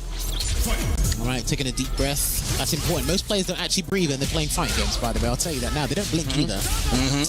I had to train myself. Steve, you got to breathe, bro. You got. There's another throw in the corner. Back throw this time around. I think he wanted to try and do a delayed one, just in case Phenom woke up with a level 1 or maybe even a dive kick there, so he can cover the tracks. And there it is, uppercut as a reaction, and then an immediate block on the reversal attempt. That is quick-witted. That is sharp thinking there from Lashar. The side switch, yo. Okay, Lashar. Oh yeah, there's a couple of these reversals. You've got time to dash, and then it might end up on the wrong side or whatnot, but you got enough time to dash and get punished full blown. Playing back a little bit. You see him playing at this range, out of Phenom's danger area with the Cammy. He's been doing such a great job of challenging with the mediums. See it right there. Dive kick 2. Lashar hasn't done too many options for dealing with the air approach already outside of that uppercut we've seen. And Phenom's definitely second guess. There's another anti-air with that big uppercut. Didn't spend any meter, just clean as well, and now he's getting closer to this corner. Low on drive gauge, but Phenom's waiting for the drive gauge say-so to be able to commit to anything risky to turn it into a safe option there. Good throw tech from Lashar, but he's back in the corner and he's got to be careful here. So he's going to get a conversion. Lovely stuff into the Psycho Blitz, though. Big damage on top of it, too. Pull him in. Remember, he's got Psycho Cannon ready and available, but if he gets a heavy, he might commit to that Super Art 3, Steve. Look at how close Phenom is playing versus Ed right now. This is kind of dangerous, bro.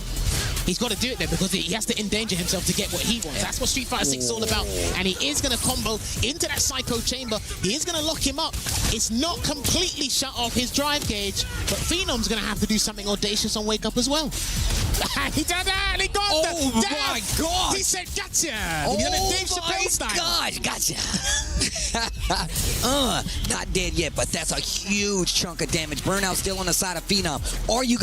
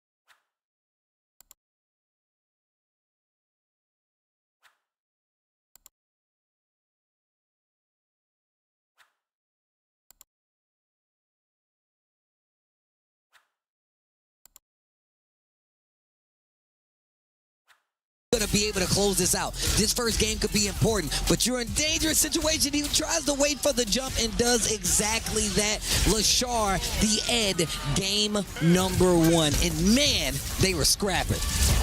Oh, mate, listen, fists will fly at this location. We're going to do Street Fighter 4 style. He's got the picture to prove it as well. He's ready. All right, he's getting more lethal in these photo shoots. I like that. He's improving the shot. He's definitely gotten better at the photo shoot part of what we do.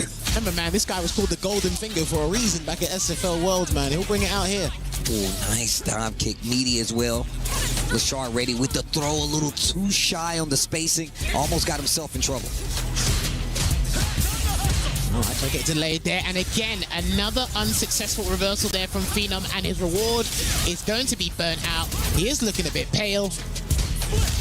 Need some nutrients. Need a drink over here. I said electrolytes. Oh, he did not want that. That blunder is going to cost him the entire round as rounds of resources and the Psycho Storm, the last hit to close this one out. And dude, you cannot be handing these rounds to a man like Lashar Phenom. Get your head in the game, Brody. A lot of preemptive buttons there from Lashar to try to catch the approach from Phenom. Wow.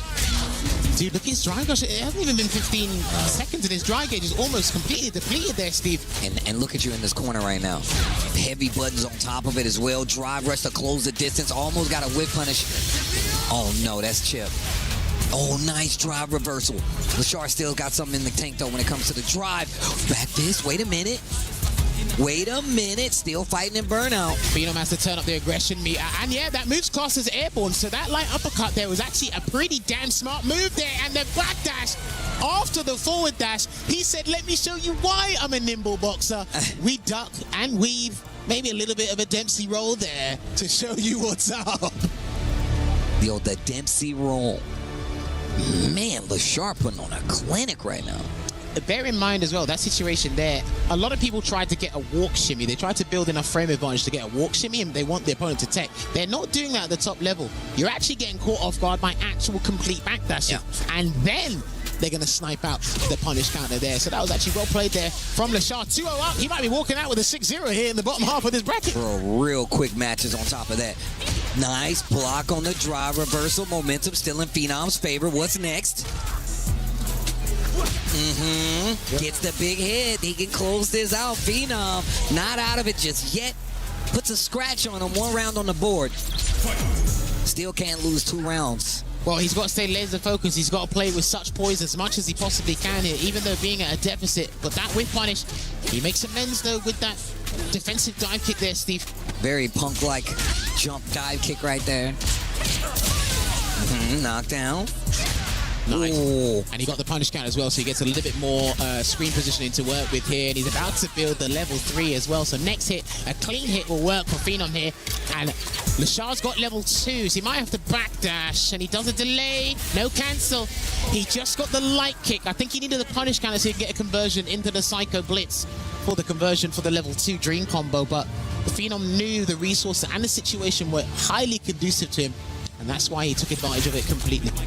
Okay, early back throw in the neutral. Lashar does such a great job of kind of scouting the spacing you want, especially once he gets used to the corner. Phenom, quite the opposite. He does such a good job of fighting you in the neutral. Oh no. Oh no. Back to the wall. You're on the ropes, as Ed would say. Here we go. He's going to go for a frame kill here. And how's Phenom going to try and escape the corner? Tries to stop him from backdashing. That's why he went for that medium punch after that drive rush cancel sequence there. But he's going to try and clip him, and he was too far for the jab. I think it's a counter hit, so he might have been able to get a light kick there, Steve. I think so. I actually think it was a counter hit, but the moment has passed. Lashar with a big life lead. Drive rush confirm after the punish counter. And now, 1 round away. Phenom needs to make something happen. Once again, deciding match on the line. Boy, he does not want his key crush after the amount of effort he's put in thus far today. And then he gets the grab here. He can burn out Lashar if need be, but he said, I'm going to do it on my own terms, baby. I need the space to work with. Good block on the cross-up. My man said, you can't fire me, I quit. Hold that. No it's either. He said, I'm out. And I'm stealing all the staples. You can't stop me. That sounded like a personal story. Yeah, right, it was a personal story. But here we go. Bird out on the side of Lashar and finally gets back to touching the green. Oh, no, that was brilliant. The drive rush to hold the momentum with the flicker. Next hit will kill for either player, and that is going to close this one out. He's going to do the full conversion into the CA of the Psycho Chamber. We're going to kick you out of the tournament. We're going to hijack your key, and man like Lashar will progress to the next stage here. Phase 2 of the Esports World Cup. Fundamental play right there by Lashar. Great conversions all around. And that's one of the things I feel like this sets Lashar apart. My man has some of the best conversions. He calls you out on some of your safest whims. You're like, you know what? I can whip this at this range. You're not going to do nothing. That's not the case when you're fighting a player like Lashar. But once again, a player like Phenom is one of the guys we've definitely seen quite a bit when it comes to just trying to get to EWC. A lot of tournaments as well. I'm sure you're going to see him on SFL as well. But not going to be able to get the job done here. Just class act. Like you said, man, my man won at the character select screen, as Logan said, man. The hardest battle was already won. It was won indeed, but after every victory with important moments, we need to hand it over and hear words from the man himself. I need to hear his thought process, but we're going to head on over to the stage and we're going to talk to our main man, Damascus, who should be Lashar right now.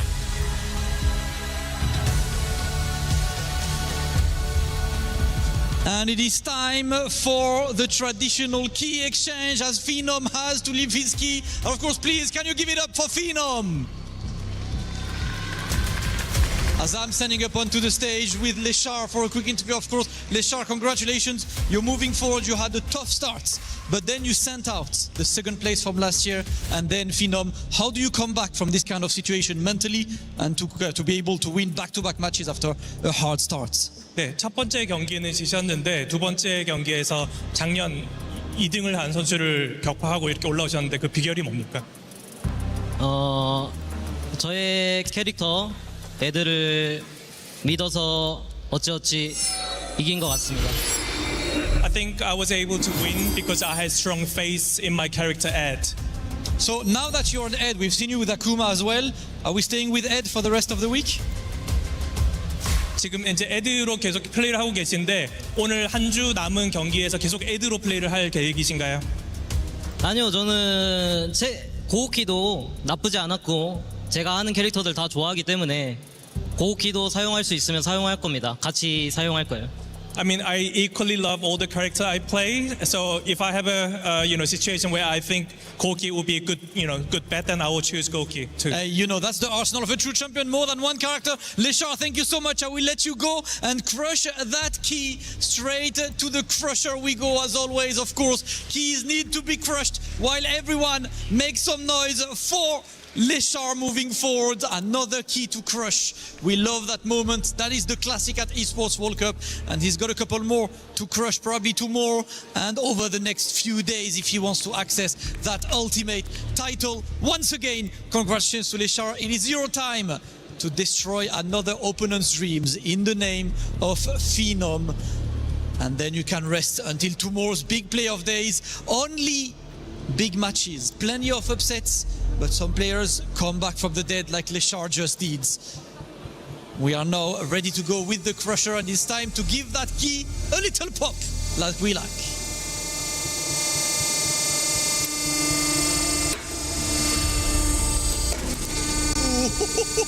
We all jumped a bit from this one, but that will be the end for Phenom's dream, and that is only the beginning maybe for Leshar. Leshar, congratulations. We will see you again tomorrow. Big GGs. Have a good rest. Get a good French dinner tonight. You know, I know you've been enjoying this. Have a lot of fun. Congratulations to Leshar. We have more games coming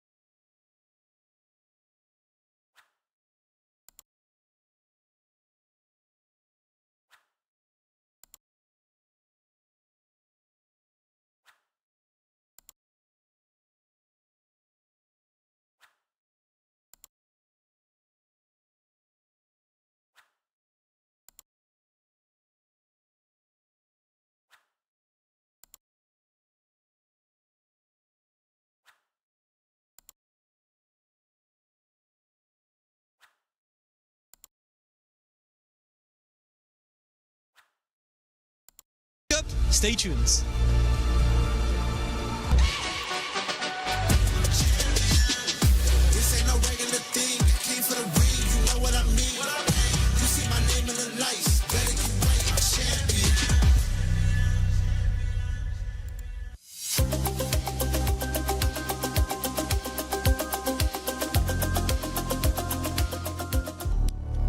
And we say goodbye to another player, but the show once again goes on. Welcome back, metal everywhere, keys crush, dreams crush, tears aplenty. But of course, we still got plenty left. You see the Ingrid out there and all the fans here for EWC, the fans watching in the building, the fans watching at home. Thank you for coming back with us. And man, it's been a minute since I've been on the mic with my boy Jammers, but man, it's been a good time. My brother, I like to call him, but of course, these games are getting heavy. The next one, Shin versus Dual Kevin, going to be a banger. I was a little afraid for Dual Kevin at first, man. My man came in, I was looking a little afraid, but once he got started, he started cooking, he was back in the run. Shin, coming up as well, has another opportunity. This is a deciding match from this Group D. Well, let's bear in mind, Xian's other deciding match in a beneficial sense, a more positive light, was against Gachikan earlier today when he lost 3-zip against the Rashid. Now he's going up against the other strongest Rashid, which is 10,000, heck, maybe a little bit less miles across the world. Right. You don't want to get double Rashid. We've already seen Juicy Joe get double Sagat. We've already seen Fudo get double Mide. Are we going to have another player who's going to lose to a double up on a character? I mean, look, put it like this. That Sabakyu, that Desert Coffin, shout outs to Gara. I mean, he's put him in, he's been get hit with the Desert Coffin. Hopefully not, but we're going to see. No talk, let's go. All right, but yes, Xian up here again. He's coming, as you said, he comes with such trickery. He is elusive, but this man, I got to say, the mental resilience, the mental fortitude he had against Xiaohai, knowing that in a couple of exchanges, he was losing, but not ultimately, maybe temporarily, but not ultimately, and he still persevered and pulls through with Dual Kevin, and I hope you get to see more of this man this year, because again, how meticulous and, just diligent he is with his studying, with his content creation, with just his work ethic in general. That mindset is one of the most aspirational mindsets you need as a player in Street Fighter 6 currently. But to obviously back that up, he needs these big dubs, and it will be closer to that dub he's looking for if he can get past Nemesis and Xian right now, Steve. Well, look, I call Xian the scientist for a reason. My man will get the job done no matter what the character is. My man goes back to the lab test, pulls out the beakers, puts on the goggles until he has something comparable to a winning character. And look, he's always got the combinations in his favor. He is a student of the Street Fighter game, an Evo champion. That dude is a threat. And of course, it changes nothing if it's a different game. Xian, like you said before, the content creation is there, the gameplay is there. Shout outs to Mike. Him and Mike Ross was holding down. Shout outs to Mike Ross, man. Mike, we miss you. Of course, bro, I be tuning in his streams all the time. And I always think about Shin, man. It's always one of those things, one and the same. But Shin out here playing on the big stage, the big EWC stage, up against Dual Kevin. Once again, another Rashid and the Kimberly back out to play. And this is why I was calling the scientist. Every time I see him, I feel like we're getting a different character in this matchup with him. But it's going to be Shin versus Dual Kevin. Kimberly versus Rashid, Group D deciding match. He might need to be a little bit more hostile, a little bit more belligerent here, Xian, because the safe jumps from Rashid were letting him down. He didn't really handle Yasar well, but that's a universal problem for a lot of us. But yeah, we didn't really see any Shuriken bomb setups. And look, we've already off to an exhilarating start. He might have actually gone before the gunshot because he's looking to take this first round. Uh-oh, that's dangerous. Uh-oh. And you're burned. But you got two over there. Oh, that's not good. That's not good because he's going to set up the safe jump. If he gets the one frame link right. No, he missed the bounce. Throw tech there from Xian. And he's going to call this tornado for insurance policy here, Steve. He could have kicked the tornado.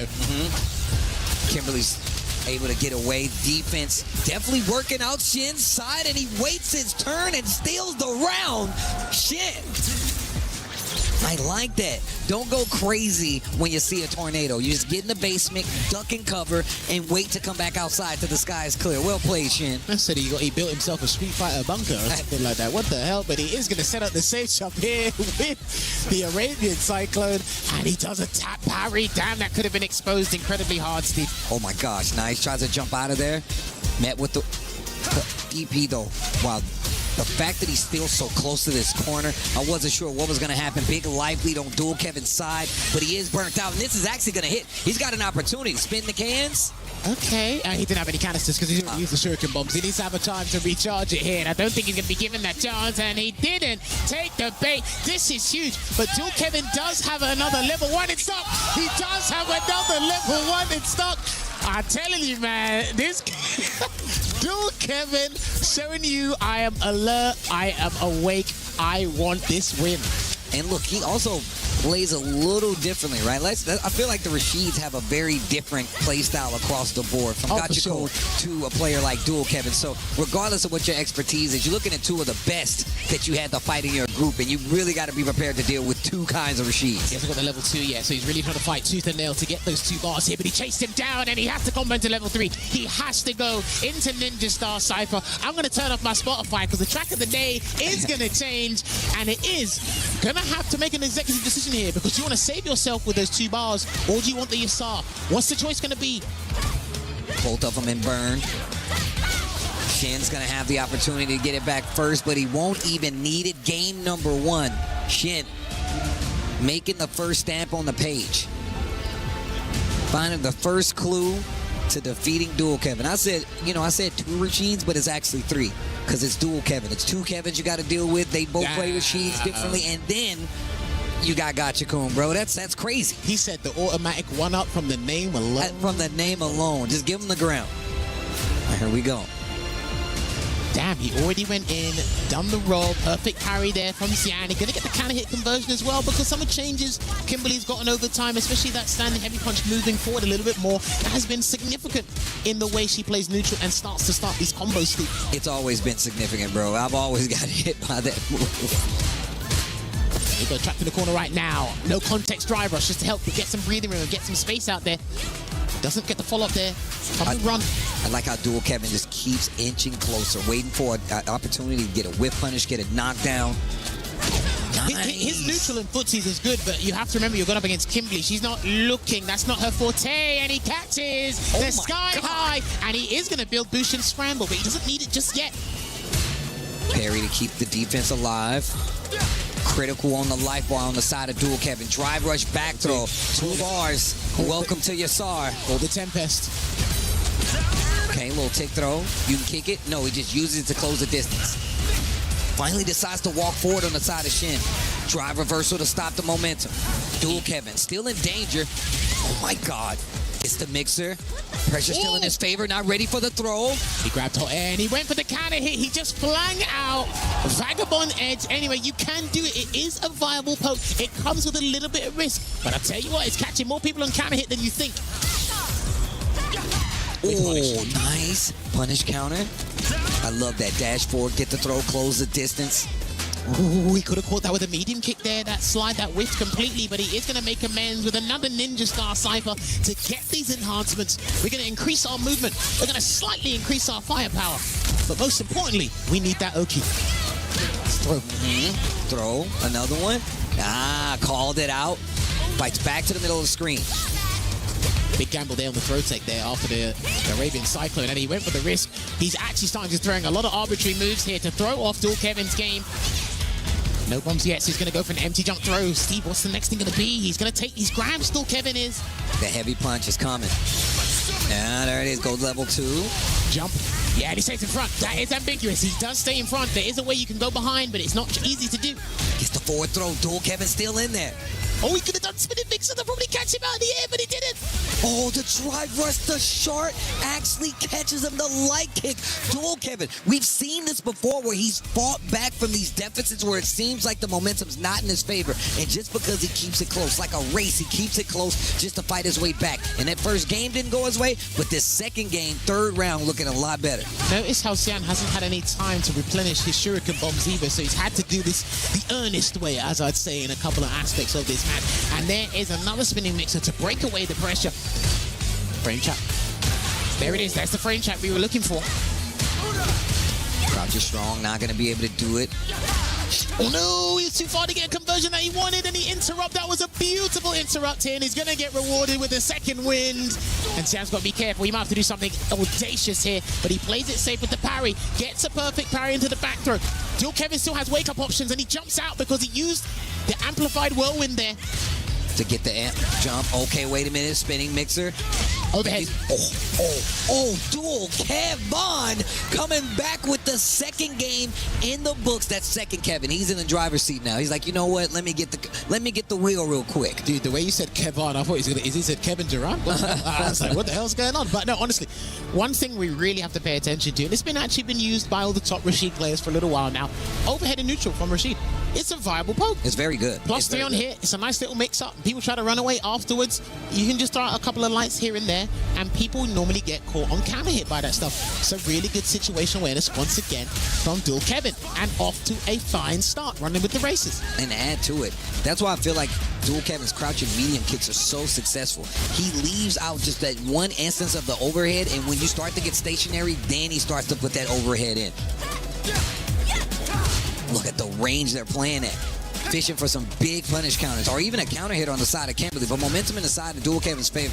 Ooh, that's dead, and he's gonna clip him and get the conversion, and he had to splurge all the meter, and I tell you what, it was well worth it, because we go to the next round by having that extra buffer. And now Dual Kevin finally getting the lead in the set. Push to the corner, set up the whirlwind, hold on. Slide, and the throw didn't work out in Xian's favor, so he's had to parry just to make amends, and he pushes him out of the whirlwind so he doesn't take advantage of it, Steve. Smart stuff there from Xian. Great defensive series right there, and now presses back to the other side of the screen, spins a little bit of the drop to get the momentum, and I love that, those forward-moving normals. I mean, he's definitely a lot stubbier with the normals now, but and a little slower too. Dual Kevin just so good at placing them. Oh, he's not to anti-air, allowed Dual Kevin to get out. He tried to bait a heavy spinning mixer with that elbow drop there, but Dual Kevin did not take the bait. Try to overhead to sneak it because he needs a conversion into the level 3 here, but Xian's on his last legs. Try the early parry that Dual Kevin's taking advantage of.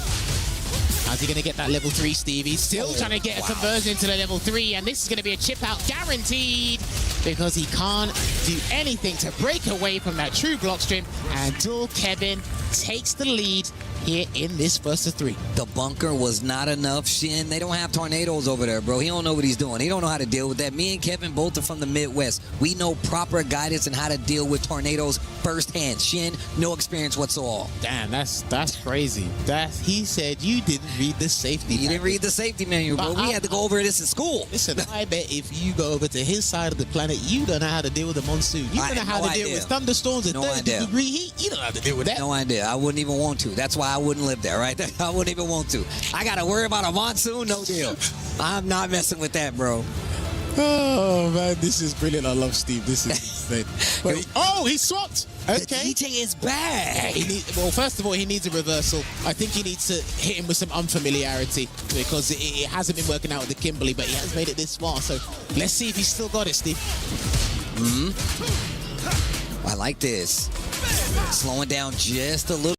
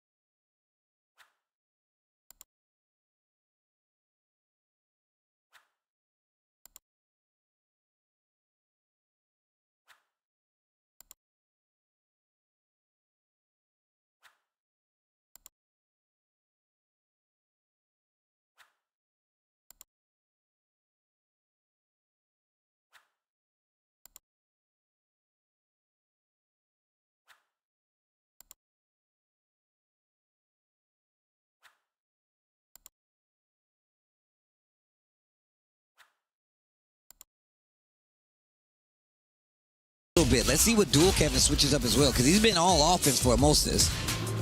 I mean, if he can goad him into doing maybe air slashes so he can get a hard read, maybe just throw him off his game on the floor, maybe whiff punish a couple, there you go. Whiff punish a couple of so-back kicks or sunrise heels, something like that. Makes Jan regret picking DJ. Okay. Sobat not gonna do it. What placement by Dual Kevin, bro. This is ridiculous. Another round on the board and one more to go to eliminate Shin.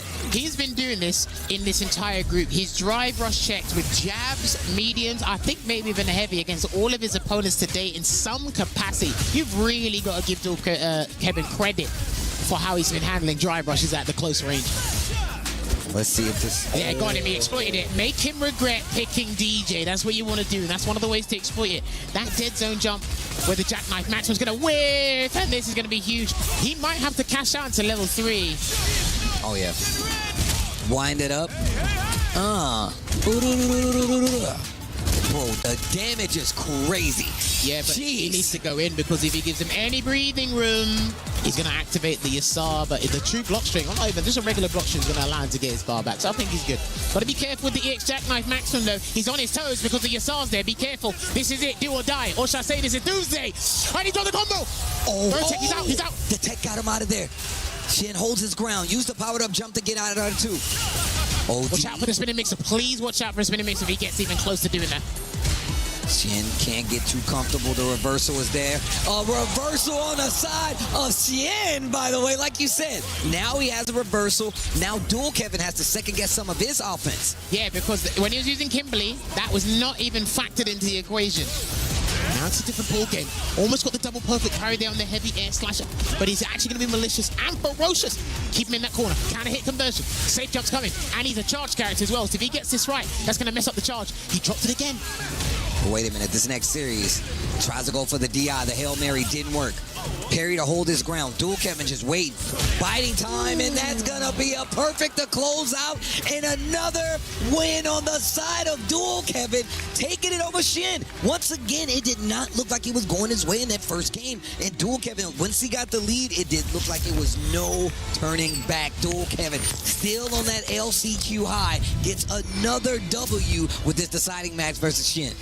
The LCQ winner taking that euphoria, taking that elation to the next phase here. It was looking a bit bleak when he lost to his compadre, his North American compadre, but I'll tell you what, he said that I was playing too robotic. Loosen up a bit, get a little bit creative, and that's what he's been doing. But also, more importantly, he has been sticking to the game, and you can see what it means to Xian there, but we do need to head to the main stage because another key is about to be crushed.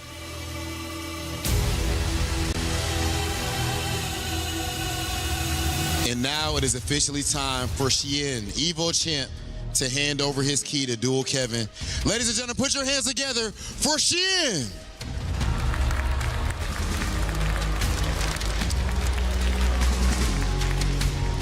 Kev, I think that is fitting that you're standing so close to the EWC 26 trophy, because with every single win, you inch closer to it.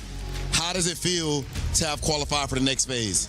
It feels good, mostly because, like I said earlier, I want to keep trusting my play and how I usually play. So as long as I got that in mind, I think I can keep going forward. And overall, winning EWC, I feel like as a player, you have been the most consistent player in America, one of the best players in the world. And here at this event, if you were to win EWC, first place, lift that trophy up, what would that mean to you, bro, personally? Just all the hard work and everything that I put into this game and trying to compete the hardest I can, and just all the support I got and received, even before I was known as Dual Kevin, even back home, back home in America, Midwest and everything, it would be a great feeling for sure. Last thing, Kev, of course, I gotta let you go ahead and prepare for what you have to do tomorrow. Do you got any message for all of your fans, of course, back home in the Midwest, and you have thousands of fans all throughout Japan and even in this crowd right now? Just keep supporting, and I will keep appreciating. Even before I qualified, they believe, so thank you. Ladies and gentlemen, put your hands together for Crazy Raccoons, Dual Kevin! And the well-deserved walk of glory for Dual Kevin, going to crush yet another key, validating his ticket for tomorrow's stage 2. He fell into losers early, he said it himself. He felt robotic, he loosened up and he's in. Eliminating a couple heavy hitters again, and now it is time to get that key crushed. Another dream crushed, but this is what EWC is. A land of dreams, and his dream is still alive. Let's hear this one. Oh, that was a smooth one. That was a nice one. Well, Dual Kevin, once again, congratulations. Happy to see that you made it through. Back tomorrow, of course, on the playoffs. I'll let you go and relax. Enjoy the rest of the day. We will see Dual Kevin again later. Thank you so much, and let's stay tuned for more Street Fighter 6. We were there for every click, every clutch, every respawn. We were there for the years of grind, and we're here now. The proud founding partner of EWC, powering the biggest event in gaming, shoulder to shoulder with the world's best, making history. Greatness deserves a stage. Lenovo Legion, reach your impossible.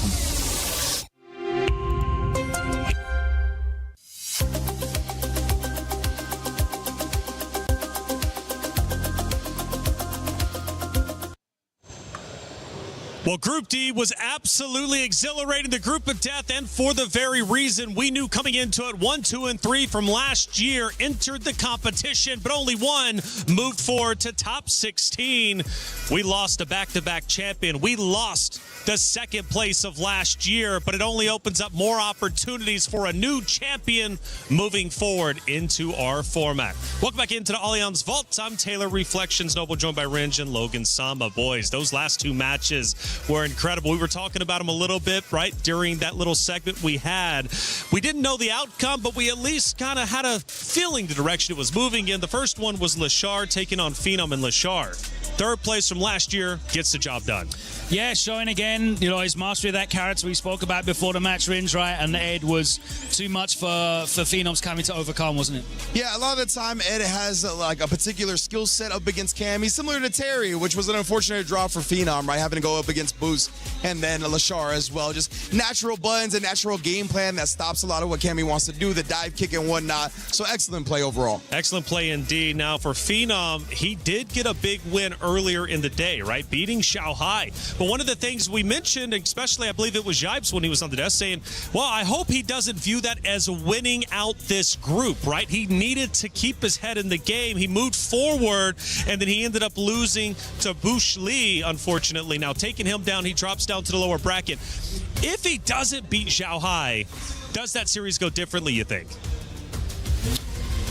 I mean, it's super difficult to predict, right? We're unfortunately in like this universe where it went this way. I think maybe what happened to him is he might have been, and we spoke about this on the desk, is you're right. Some of those players that won their first round matches, they might have been carried away with that initial victory and forgot that they had two matches to win to get out of the pools. Phenom, he really fell flat against Boost. Yeah, it's tough because, again, you go back even to last week in a previous tournament, and it's like, this team worked so hard to beat the #1 team, and they did so, and they celebrated. They were ecstatic, but the job wasn't done, and in this case, the job wasn't done. I mean, we see it in real life, too. You saw the way the Spurs celebrated after beating the Thunder, yeah. Only to run into Knicks in 5, you know what I mean? So, yeah, man, the job is not done till it's done. That's right. Well, Phenom, a phenomenal player, irregardless. He does get his key crushed, but it wasn't the only key crushing moment. We also ended up moving forward, and Cian's key was crushed as well. Dual Kevin is a phenomenal player coming out from the U.S. side, and just the support from the crowd was just wonderful, to say the least. He grinded hard to get to that moment to crush the key, but he moves on. I think he's just a really easy player to get behind, right? He works so hard since the start of the EWC 3 years ago. He has been ever present in terms of traveling to the international events, trying to qualify. People have seen his face. They're part of his journey. They've backed him as a player, and now he's got that crazy Raccoon organization backing as well. They're just doubling down on that. The support's been fantastic. But Rinj, one of the things that was interesting this time around, you don't see it too often, at least we haven't seen today. Cian changes to DJ when he's down 1-2. This did give him an opportunity for a reversal, but it didn't pay off. Yeah, you heard the commentators kind of highlight that, right? At least have a better way to fight back defensively. But that's the thing, right? Kev is used to playing against players with reversals. He's got great mind games. He knows how to test the limits. That's something that Steve was highlighting specifically, right? The two Kevins, the dual Kevins. He's really good at turning it on and then slowing it down. And he kind of used that against Xian a lot in the actual neutral game itself. So yeah, dual Kevin just always prepared for whatever his opponent's going to throw at him. He also beat Xian in the LCQ, so he had his number there. Very much already seen the intel of what Xian wants to bring to the table, and he just executed as he does. The value of a reversal in this game is that you have to make your opponent think when they're applying pressure, right? Not having a reversal means that your opponent doesn't have to think about it at all when they're pressuring. But Kevin is very, very, very good at adapting his playstyle around the tools that you have. And you saw a number of times, you know, that reversal became a double-edged sword. It didn't really matter. It didn't really change the outcome or the momentum at all, and he was able to close it out. But we have to appreciate the effort nonetheless. Now for Zhao Hai, the story coming into the tournament was, would he be able to get 3 in a row? Well, we know the answer. Ryan Hart had a chance to sit down with them after the series had concluded.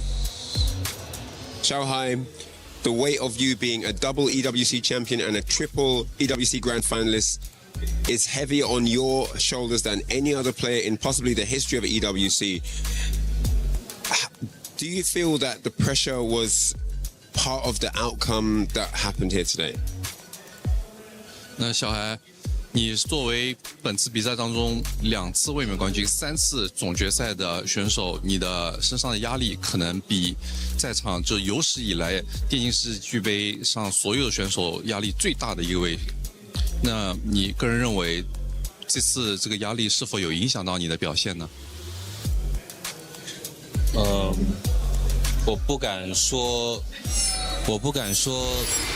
压力有影响到我，我不想说这样的借口，但确实打得太差了。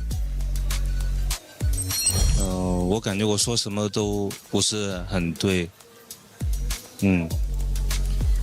I don't want to make any excuses for myself. I don't think, you know, blaming it on stress is a valid excuse in any way. I just think that I absolutely underperformed. I did not play to the best of my abilities, and I'm just very disappointed in myself right now.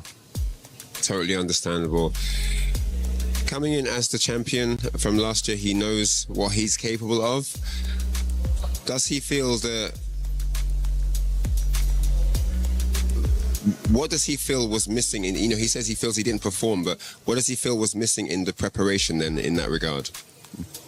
那作为2次的卫冕冠军，我们都知道你很清楚你自己的实力所在。那你个人认为这次比赛当中，就是可能调整或者这个准备时期，还缺点什么呢？能不能就是客观评价一下？可能就是我用的角色有一些点打加米不是特别好打，没有很好去突破这个点，这个导致我打加米这个角色成为苦手，这是很关键的。然后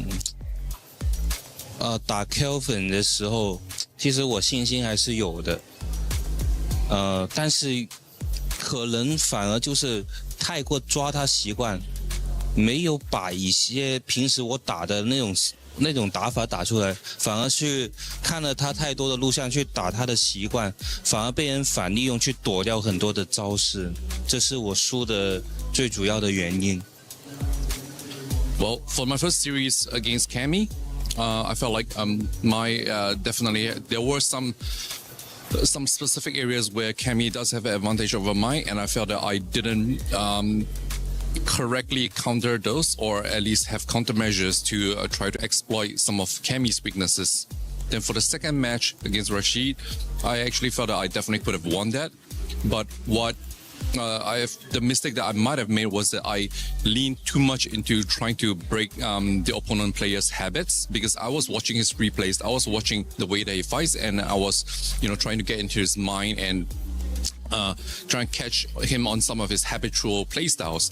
And I think that kind of backfired, because he ended up countering me, countering my counter, and I think I probably would have fared a lot better if I just went back to the foundations and just played my own style as much as possible.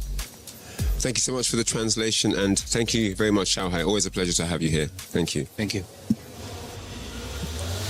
Tough interview for sure to look at, especially with the B-roll. Of course, the wife out there, tears flowing down her face. It's tough to watch that, but for Xiaohai, one thing I do respect tremendously, no excuses whatsoever. He understood mistakes were made, and Ringe, Xiaohai, that's what makes him a champion in all rights. 100%, man. It's fascinating the growth and the stages we go through as humans, you know what I mean? We see the 15-year-olds like Hanao and Blas out here playing free, right? There's not much responsibility beyond the game and whatnot to them. And then you get a little bit older, you got bills, you got careers you're looking after, and then you get a family, you know what I mean? And you can see how much not only it takes a toll on his family members, but himself after losing like that. Obviously, incredibly disappointing result for him, but I love the way he broke it down at the end, even giving us nice little insights right there, right, where he tried to play around Kevin's habits a little bit too much. And in Street Fighter 6, it can be very punishing when you try to counter your opponent's habits, and that's not what they're doing that day. It's a little bit more stable of a game plan to try to force your will and impose your offense. Well, Xiaohai, he's still a tremendous talking point. Anytime he steps on this stage, we're going to have to wait, though, until next year. But for other stages, of course, for Trav, as well as Chris Tunn, they've got the club championship update, and I'm interested to hear what they got to say.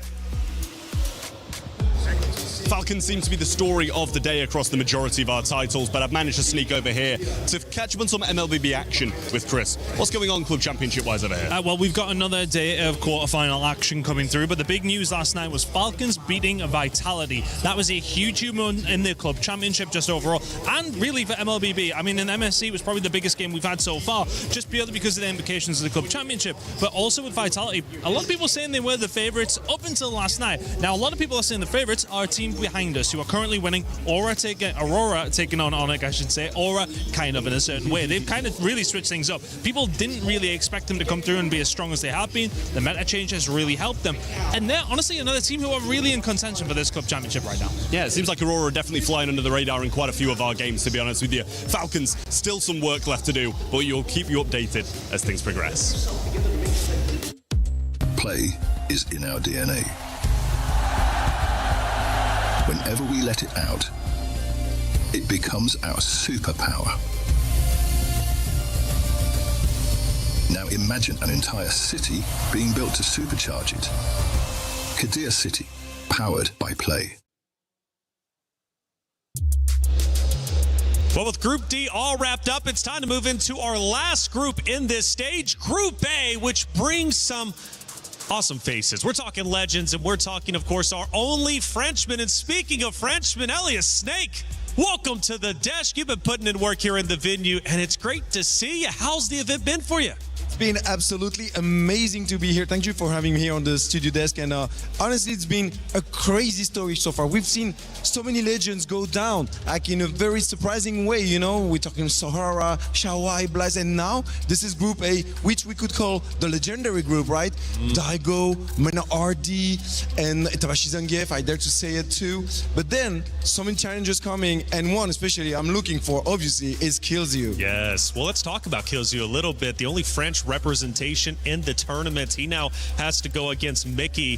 This is not going to be an easy matchup for sure, but they do have a history, at least offline, and Killzoo seems to be leading that narrative, beating Mickey before. Can he do it again? Yeah, I mean, you know, 5-3 was the score at Capcom Cup on Killzoo's fantastic run recently, and I feel like this is one of those instances that Killzoo's going to have to get used to, where he is the experienced and senior player, which is very new to him, right? Because he's been the kid in the field for so long, like the baby, the young assassin, the young hitman, but now he's the experienced hitman. And right? not only that, it just, I mean, the narrative is just super good to hear, you know? I mean, he was one of the best talents here in Europe for years, but then he managed, he took conscience of that he was gonna hit a wall if he's not gonna train and really commit to Street Fighter 6. So he did one thing. The only thing you wanna do if you wanna really be the best of the best, he went to Japan to train and train. And then when he came back, well, he hit the second spot at Capcom Cup this year. And then after that, he's been making top 9, top 8s, you know, and now he's here. Ici, c'est Paris, to try to make it work. He's here, and this is hallowed ground. I mean, it's his home ground. It's his stomping ground, if you will. Should arguably be one of the crowd favorites out there. It's going to be fun to watch Killzoo. But you mentioned some other legends. Mena RD will take on Hibiki coming up next. Now, Mena RD is a phenomenal player in his own right, a legendary player, and arguably one of the biggest legends in our tournament. Yeah, I mean, you know, Mena RD is a player that has a cavalcade of accolades. He has won almost everything there is to win. He hasn't won the Esports World Cup yet. And for these players, the money's great, but they're stable playing this game.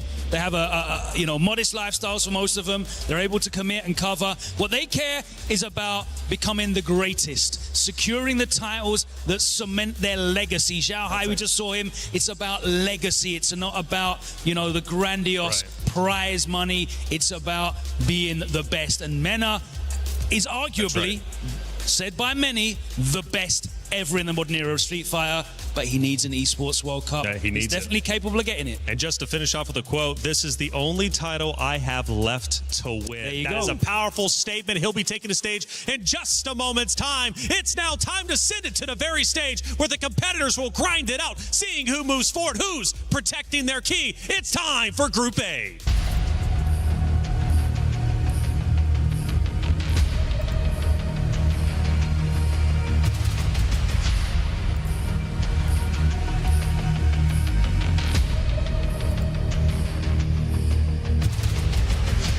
It is time indeed for Group A. Group D was incredibly hype, and one last group to close the first stage of EWC. Listen, Rob, it's...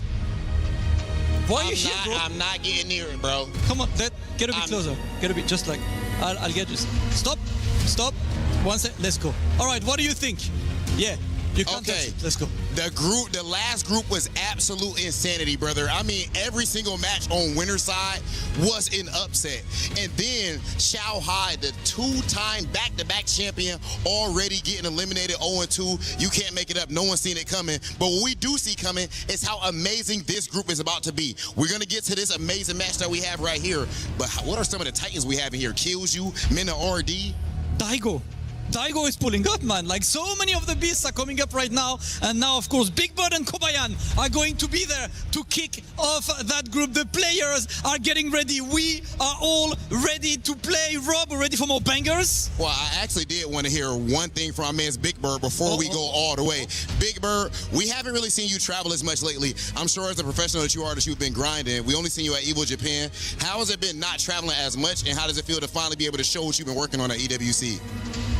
Honestly, I haven't been traveling a lot because I've qualified to EWC early, and I think that made me feel a little bit lazy towards, you know, all the competitions. But I'm excited to be here. I'm excited to be competing again, and win or lose, I just want to give my best and, you know, have fun. Big Bird, the consummate professional, ladies and gentlemen. Of course, we have to have the best of the best here, and it would not be that if we did not have the titan that is Kobayan, if we did not have the absolute dog and professional that is Big Bird. It is about that time to get started with Group A, Kobayan versus Big Bird. Let's get started. And ladies and gentlemen, welcome back. It's an honor to get back on this hot seat to watch some of the best Street Fighter 6 action has to offer around the world. Of course, I am IFC Yipes. To my brother to the right of me, it is VCs. How you doing? It's been a hot minute since we've been on the mic. I'll tell you what, maybe about a week or so, but for a good reason right now. We're bringing all the action coming in from Group A. Just to break it down, you obviously see Big Bird and Kobayan. You saw Rob and Damascus talk about it earlier. You're about to experience Daigo versus Inobashi, Killju versus Mickey for the run back from Capcom Cup, Mena RD versus Hibiki, a matchup that we rarely get to see, if ever. Then we got the Big Bird versus Kobayan, what you see on the stage right now. This is going to be an interesting one. I like to just give a shout out to Killju, the only Frenchman in this whole tournament, which is pretty sick, considering that this is in Paris, right? So yeah. Hopefully we got some people out here to show some support for the young boy, but that's here nor there. He's thought about it. He's also mentioned it on Twitter. He's like, you know, I've been really excited at the thought that I get to represent my home and hopefully perform well for the crowd, but when I look out there, it's all Japanese fans. Hey, so he's a little torn. But the funny thing is, the Japanese fans have just been like thoroughly supportive of everybody up there. And I gotta say, like, a big genuine thank you to everybody that's pulled up. Yes, sir. Well, let's get into the opening gambit side of things. We've been looking at this character select screen. You can't see it on the screen, but my man Big Bird was going through a rotation of characters to decide who he wanted to pick. He was hovering over the Marissa. He was hovering over the Rashid. But no, he makes the conscious decision, the executive decision, to pick Crimson Viper against the Zangief. Game number 1 starts now. And listen, I'm going to be very honest with you. I agree with this pick. Yeah. And we'll see exactly why, right? Up until right now, I got to say, Kobeon is in control with the first. SPD does land the sweep off of the drive rush as well. There's been a lot of damage so far against Big Bird. Yeah, so as you can see, Kobayan being super aggressive, knowing the fact that C Viper has no reversal. So he's just trying to get straight into bully mode to establish that momentum. And there it is, school. Whoa. My man had the punish counter, just walked up into her grill. Another SPD2 in a single round. Not only is that a lot of damage, unnecessary damage towards the end of it, but you build up so much bar for yourself after that. There you go. Okay, try to hit him with those feints. Of course, Kobayan playing the number game right there with the quick check. That was beautiful. So, the one thing that you want to look for is bang, right there, the stand fierce. You could punish that so heavily, severely with a stand fierce, or even a stand roundhouse to get a super jump cancel punish if he really wants to. So, let's see if he establishes that. But Kobayan, low on the drive gate side of things, took it straight to Big Bird. No level 3, however, off of that lariat. Yeah, you also have super on deck with maybe level 3 to kind of have that surprise factor if need be, but also armor to kind of go through stuff. And I like that! Good awareness. Even Kobayan was in shock. Kobayan was like, I can't believe I actually was able to jump out of that. He had to keep it classic with the crouch fierce into drive impact. But then again, Zangief has a stand fierce of his own. Body armor could deal with the drive impact. So I like that he picked this choice to jump out of the corner.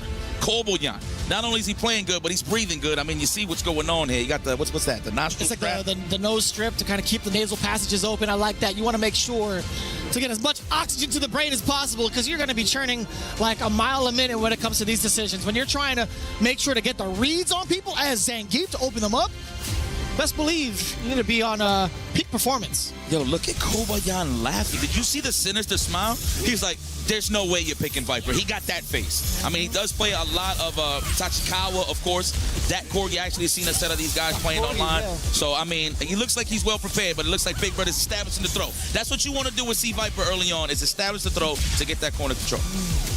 But he finds himself in the way of a couple of these normals after the knockdown and now into the light. Kobayan has been slowly encroaching into space, right? He hasn't really feared the size ball as much as he hasn't feared any of the medium normals that C Viper has presented. Exactly. I think it's more so against Big Bird, who's been whiffing some of these normals, even the shorts in front of Kobayan. We need a little control. I'm not feeling a little bit of the offense in terms of how Big Bird is establishing the feints. I want him to just do more crouch fierce, feint, crouch fierce, just to destroy the drive gauge and take a little bit of that resources away from Kobayan. There's the drive impact, fully charged focus attack. Gotta love it. Okay, we're finding some footing here, Big Bird. Oh, yeah. Oh, yeah. You got wings, you can fly with Viper, I promise you. I like that. The mobility she does present, possibly going to be in effect a little bit later, but trying to get a couple of these cancels to fake out Kobayan also, and also to make herself safe for the most part. The meaty Seismo. Kick back, relax. There you go. This is when you played the lead. Wait, invite the stand fierce. You know we're going to look for, wow. The cassavas were strong there. Very nice. Oh, wait, he just flexed. Yeah, he's like, yeah, cover GQ. That's right. Let me get it though. No, actually, GQ, they wear suits. But don't worry about it. That's it. No, they're stand fierce. Summer edition. Summer edition. Okay. That's real. No, that's real. Wow. All right. I like that. I'm not too sure if he wants to do that late in the game to use those super jump cancels. You're losing your resources. It's not like she's a drive rush monster, but you need all that in the tank to actually get that big damage. Stand short into EX scissors. Almighty. You're dead off of that. Hot damn. I said EX scissors. I meant EX flame kick. Pardon me. Damn, man. It's getting mauled right now. I'm not feeling this. Oh, school. That's number 1.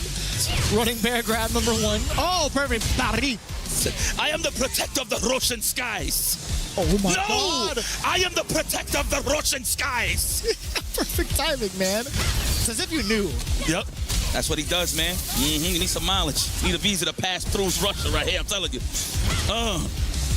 It's hard, man. It's so difficult right now for Big Bird. Actually has to cash it on out. He wants to get as much damage as possible, but primarily get some of that drive gauge back. And go give it a nice little massage right here. Think about it. You got that corner control. Oh, DP, there you go. Nice. He's going to jump out. He's going to hold it. He's been holding it. I like that standing roundhouse to keep him pinned in that corner. Wow. Nah. You know, if he delayed flame kick, he might have hovered over it. But, I was just thinking that as well. Yeah, maybe like the medium version as well, just to jump in flame kick. Light kick even, if it's slower startup, keep a little bit of some hang time, but either or. I see Big Bird's getting comfortable, but the thing is, can you stop the freight train known as Koboyan? Because he's literally holding forward, never backwards. That's how you fight Viper. And even if he is holding forward, he still manages to find ways to kind of force Big Bird to whiff some of the normals that he's trying to get. Oh, no. Speaking of whiffs, the Thunder Knuckle. Get out of there. Give me that interrupt. I would like to see more of the space trap game with the crouch fist into the cancels, man. That's what you want to do. Nice backdash, of course, into the summer edition of GQ. Oh! All the way down? That's right. Let me get a throw. Condition now, ask questions later. What are we going to do? Is he going to jump out? Of course he is. Oh, no. You're eating maximum migraine, son. Koboyan looking at match point. They're looking a little stressed. Big Bird not able to fly as high as he was expecting with the Sea Viper. There you go. Get aggressive with crouch fists. That's what you want to do. Even if it doesn't hit, you just deplete the drive gauge right on time. What's the combo? Drive rush, stand roundhouse. Even better, save that cash. Yeah. And that pushback pushes Zangief into the corner for the best conversion that you could ask for while maintaining that corner. Excuse me. That's right. Hold this lead. This is what you want to do. Keep a pin down. The chops. Watch your chest. I like that. Now committing to the rest of the string. Yes, sir. There you go. But that was good recognition, too, because Koboyan has been contesting after like a blocked crouching heavy punch. So doing crouching heavy punch into the size moves also to kind of throw in that extra route, extra shade towards Koboyan's buttons. Excellent choice. Should I take that? Let me get that one more time. Just take that. Okay. Score! Get propelled. I can't wait to see that in the movie, man. Yo, that's one of the most official looking moves in the movie. Hell yeah, man. Oh my God. Not like this. Isn't that SPD? I smell it. Oh, even better, the drive reversal bait, and there you have it. In dominant fashion, Koboyan, confident as ever, taking it over Big Bird. Oh, and you seen it from the beginning of the match how confident he was. He was smiling. He was bumping his head. He's like, yep, I've seen this before. I mean, again, he really trains with Tachikawa a lot. That's fair. Out of Japan. So that smirk in his face let me know everything on how he felt about that matchup. Yeah, I think it was more so on the side of Big Bird to kind of show him some different looks. Just based off of the information that is given against those kind of matchups. I mean, like, Koboyan is very open about his practice sessions as well. It really was up to Big Bird to do something with the Sea Viper, which he didn't even have time to do, honestly. And all jokes aside, I would have loved to see him exercise the Rashid at least once in the middle of it to go back into the Sea Viper. But again, Koboyan showing up completely prepared. You can see it, the big 3-0. We'll see if he continues to do so in the next round of games here at EWC.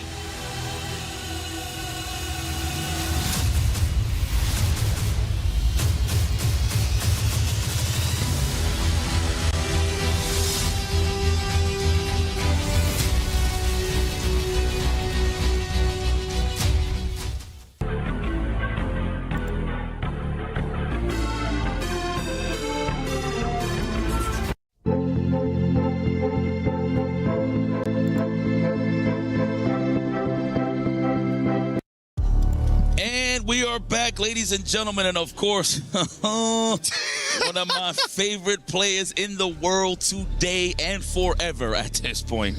We got a banger of a match. This is not taken away from anybody that's in this tournament, but y'all already know how I roll. Mena RD taking on Hibiki, one of the most rarest matchups that you can ever see on your TV screen or on your phone screens. One more time, shout out to everybody that's watching at home. I hope you guys are relaxed and chilling. We got Vicious, of course, IFCI's guiding you to all of this bust-ass and great matches that's going on. But yes, we're about to see a rare one. We're going to see Hibiki's Lily taking on Mena's. In this case, he does have a lot of characters, but I'm pretty sure it's safe to say he's going to pick the Blanca. No official record on paper when it comes to the matchups here between Mena RD and Hibiki, but one thing kind of begs the question is how much practice does Mena RD have against this specific matchup? It's not to doubt his work ethic or anything like that, but just the overall group of players that he's usually accustomed to. How often does he run into a Lily player? You look on the other side of it, though, Hibiki, he's got all the practice in the world that is like near to the level of Mena RD, right? We have Takagi, Shigematsu. I mean, Shigematsu would probably be his best bet. And on top of that, to get an even different angle of perspective, you have Nishikin, who's been doing quite well as of recently. Right. No, it's true. Man, I mean, I'm pretty sure if he was in the States, you could holler at my man, I Peru, man. Shout out to I Peru. But, man, of course, been sticking to his guns over there in Japan, obviously being involved in SFL Japan, which is pretty sick. But this is going to be an epic one. I actually figured he was going to pick Bison at first, but we do need a reversal considering that Lily does have a command throw. She does have ways to really try to check on your human arrow. You're going to hold up on a command throw. We got lows for you that leads into some nice knockdowns. But we do have a command throw, and it does big damage on drive reversal attempts as well, so you got to be careful on that. There's my beautiful people. Sí, estamos aquí, loco. Tranquilo. Estamos aquí. I was getting ready for the que lo que. Yeah, not yet. We got to win first. He got to win first. But, man, RD, what can we say? Hibiki, though, look, listen, he got an Alex in the tank, too. He has one in the pocket as well. I haven't seen it yet, but yeah, I don't know if that's going to be coming out the woodwork, though, in regards to this matchup specifically. Yes, absolutely. He got the beautiful buttons. That crouch fierce as an anti-air, boy, is pretty good. I want to see how he's going to utilize his anti-airs, considering that Mena in certain situations in raw neutral, he'll do something like, for example, like a negative, like a low forward or something or whatever, and then he'll just jump back, fade away, Blanco ball, just to see how your counter pokes work. So I want to see, I'm curious to know what Hibiki does to tame Mena and keep him grounded. Yeah, and that's problematic in and of itself, right? Just any sort of air approach. I think outside of having yourself with any other win stocks, it is a little bit problematic to consistently get any sort of character with good pressure off of you on like wake up as well, to kind of get like your anti-airs on time too. So we'll see if that's going to be plaguing him throughout the matchups, but I want to see what happens on the ground game first. Exactly. This is the first dance, right? So we're going to see who's going to be cheap on the first date. Will it be Mena RD or Hibiki? Let's get it popping. Opening gambit time. EWC 2026. Already walking and establishing offense. I like that from Hibiki. Not walking back and waiting for a whip punish. No, I'm going to take it to you. Oh, what a delay. And also a great block. Yes. Beside of Hibiki. Yeah, this is the ground game I was talking about. This is just going to be so problematic. What are your reversal options? Exactly. What are you going to do? The only thing that you have as a reversal is the level one or just supers entirely. Okay, Hibiki finding some footing in the sand right now. The legs, of course, we was just talking about that option. Command throw might be represented next time. That was mad far. Hit him at the edge of the shoe for the sweep. Yep. That was the edge of the shoe. Oh! Oh, you know, we thought the same thing. Mena RD was probably anticipating a command grab, hence why he got hit with the light string. Oh, Hibiki actually walked back and got caught with the low. Yeah, he's showing too much respect on the wake-up reversal option for Mena RD, man. I feel like you gotta take it to in terms of the offense. You don't gotta be scared on his wake-ups. He has to show you that he doesn't respect you. Oh, this is still highly doable for Hibiki. Oh, I thought he was gonna go for the uppercut, the tomahawk buster. Put him on. That's how Blanca look when he's in burnout. With the Kawhi Leonard arms, you know? It is what it is. It looks like he's walking around with two dislocated shoulders. Yeah. It really does. It does, though. Gotta try to swing and a miss. You know, I know Hibiki look like he liked playing baseball, but this is a Dominican he's playing against, so we know a lot about baseball. Probably the best to do it. Yeah, no? Hey, appreciate it. I mean, you got two of the best, like Dominicans and Japanese players. Yes, sir. Oh, speaking of which, we got that on the stage, and the Japanese Land of the Rising Sun scores one on the board with this round. Hibiki finding footing here in the sand. Damn, son, that was a perfect at that. Ooh, give me that. Looking up with the button, yeah, into the command grab. Finally coming out here in the last game. Oh, did that hit? It stuffed out of normal? And that was a counter hit as well, yeah. Uh-oh. Man adjusting his C. Command grab. Oh, the back dash. I mean, I ain't gonna lie, I thought it was too. Man, I did too. I think everybody in the building thought it was gonna be a command throw, but no, it was a dash forward, dash back on the side of Hibiki to bait that out and close that out with a big punish. That is a strong start. Let's see if you can build off of this. Dude, the instincts and reads that come from grappler players are like out of this world, right? Like your game sense has to be like super on point, one, and then two, your matchup knowledge against certain players has to be even like extra on point. The flapjack. I'm making breakfast today, says Hibiki. Well, bacon pancakes, huh?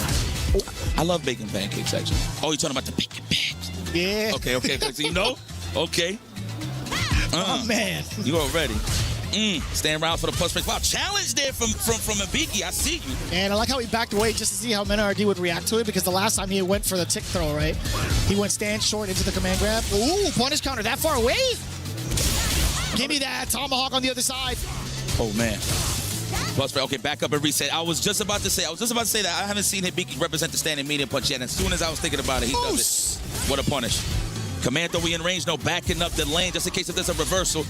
Men, of course, trying to mount some offense and get this quick level 2 and get the party started. Can he actually do it? The big bunch there for the meter build. Just so close to getting that level 2, but that's if he survives the rest of this, he won't. Hibiki immediately to the super. Yeah. Cutting it short. Another round on the board. Damn, Hibiki is looking amazing right now. 3 rounds straight. Sheesh. He got 3 rounds straight, yipes. There it is, the buffers. Okay, it's like Mena's good, but in terms of tip for tap right now, Hibiki's definitely getting most of the mileage for sure. But there it is. This is the Funko Pop. Let me have some friends. Let me have some friends for once. Battery's not included. He has to get the charge on. He does so successfully. What do you do about this now? You're still stuck in the corner. The drive up. Damn, swinging. He's double A, all natural. Yeah. Double A batteries. Oh, speaking of which, we are in double A. Oh, I should have called that. Group double A batteries. Oh, Let's true. go. Yeah, you know, hey. You gotta get energized for it, man. Whoa! Oh, lordy. Man, with fun is a stand strong with a stand jab while establishing off of the plus rings, of course, with those win stocks. He's got 2 on deck as well. Damn, son, he ran right into the normal. The activity is just too much on that normal, man. RD suffering 2 games to Hibiki. This is looking like a button check right quick. I ain't going front. I never thought I'd say that to my guy. He's getting washed right now, and then rightfully so. Hibiki's playing phenomenal. How dare you, you legend, you. Oh, you great player, you. That's the nicest thing you can say in such a disrespectful manner. Like if you were to come up, I respect the hell out of you. He's playing it. Yeah. Oh, man. nice. Yeah, but nah, definitely. I actually thought early on he was going to play Bison first, considering Psycho Crushing actually goes through the Condor if he sees it from full screen. But the way that Hibiki's using it is in strings, right? So he's making a guarantee. What was that? I don't know, a bit of a brain fart there right now. There's a lot of gas in the mind of Mena while he is getting clipped. He tried to jump back Blanca-Ball, but he is getting clipped. Man, yo, Hibiki is on one right now, close to the burnout as well. That's rough. One big opportunity that Mena RD had to open up and get himself started. Hibiki's gonna run away with it. Oh my God, Mena. Yo, Hibiki has not changed expressions since he sat down in the chair. Wow, what a sweep. Mena looked like he tried to walk up and block. Couldn't block in time, going for the frame traps. Ooh! Okay. No, Hibiki's definitely got that. No, Hibiki's definitely got that, by the way. It's the first time we've seen it in the, at least within this matchup for Hibiki, but nah, he's got those for sure. Jeez. This guy laughs. I see. No doubt he laughs, right? Oh my God, already with the opportunity to knock down, go for another mix. I actually thought it was going to be a command throw. They waited and just stalking on that jump in. Wow, just to snipe out the Blanca-Ball. Hibiki in dominant fashion, taking it over the Evo champion. Wow, bro. Look at see, he's trying to keep it cool, composed. I know he's excited right now. His blood is pumping. He just took out one of the GOATs in Street Fighter 6, well, in modern Street Fighter history. Has just took it to Mena RD in strong fashion, winning 3-0. I repeat, no, I will repeat this. 3-0 is an amazing feat with a character that is not popularized at all. Nope. Man, it's like, you know what? It's one of those things where you're at the tournament and you say to yourself, do I have anybody? Do I have anybody in here that I could train with? No excuses. At the end of the day, you know who you was dealing with because the bracket was already set. But man, credit to Lily, man, to Hibiki. Fire. Well, guys, keep it locked. Don't go anywhere. Stay comfortable. More Street Fighter 6 will return.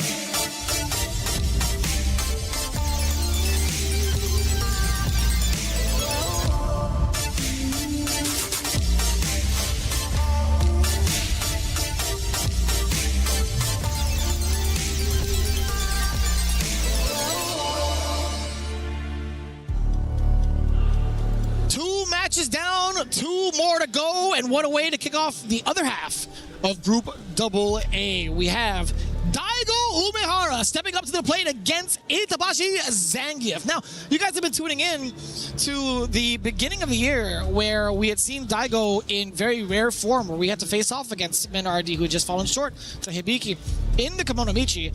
And, you know, it's been pretty wild to see, like, where he has been since then. You know, going into the matchup now against Itabashi Zangief, they did play off against each other at Blink Respawn.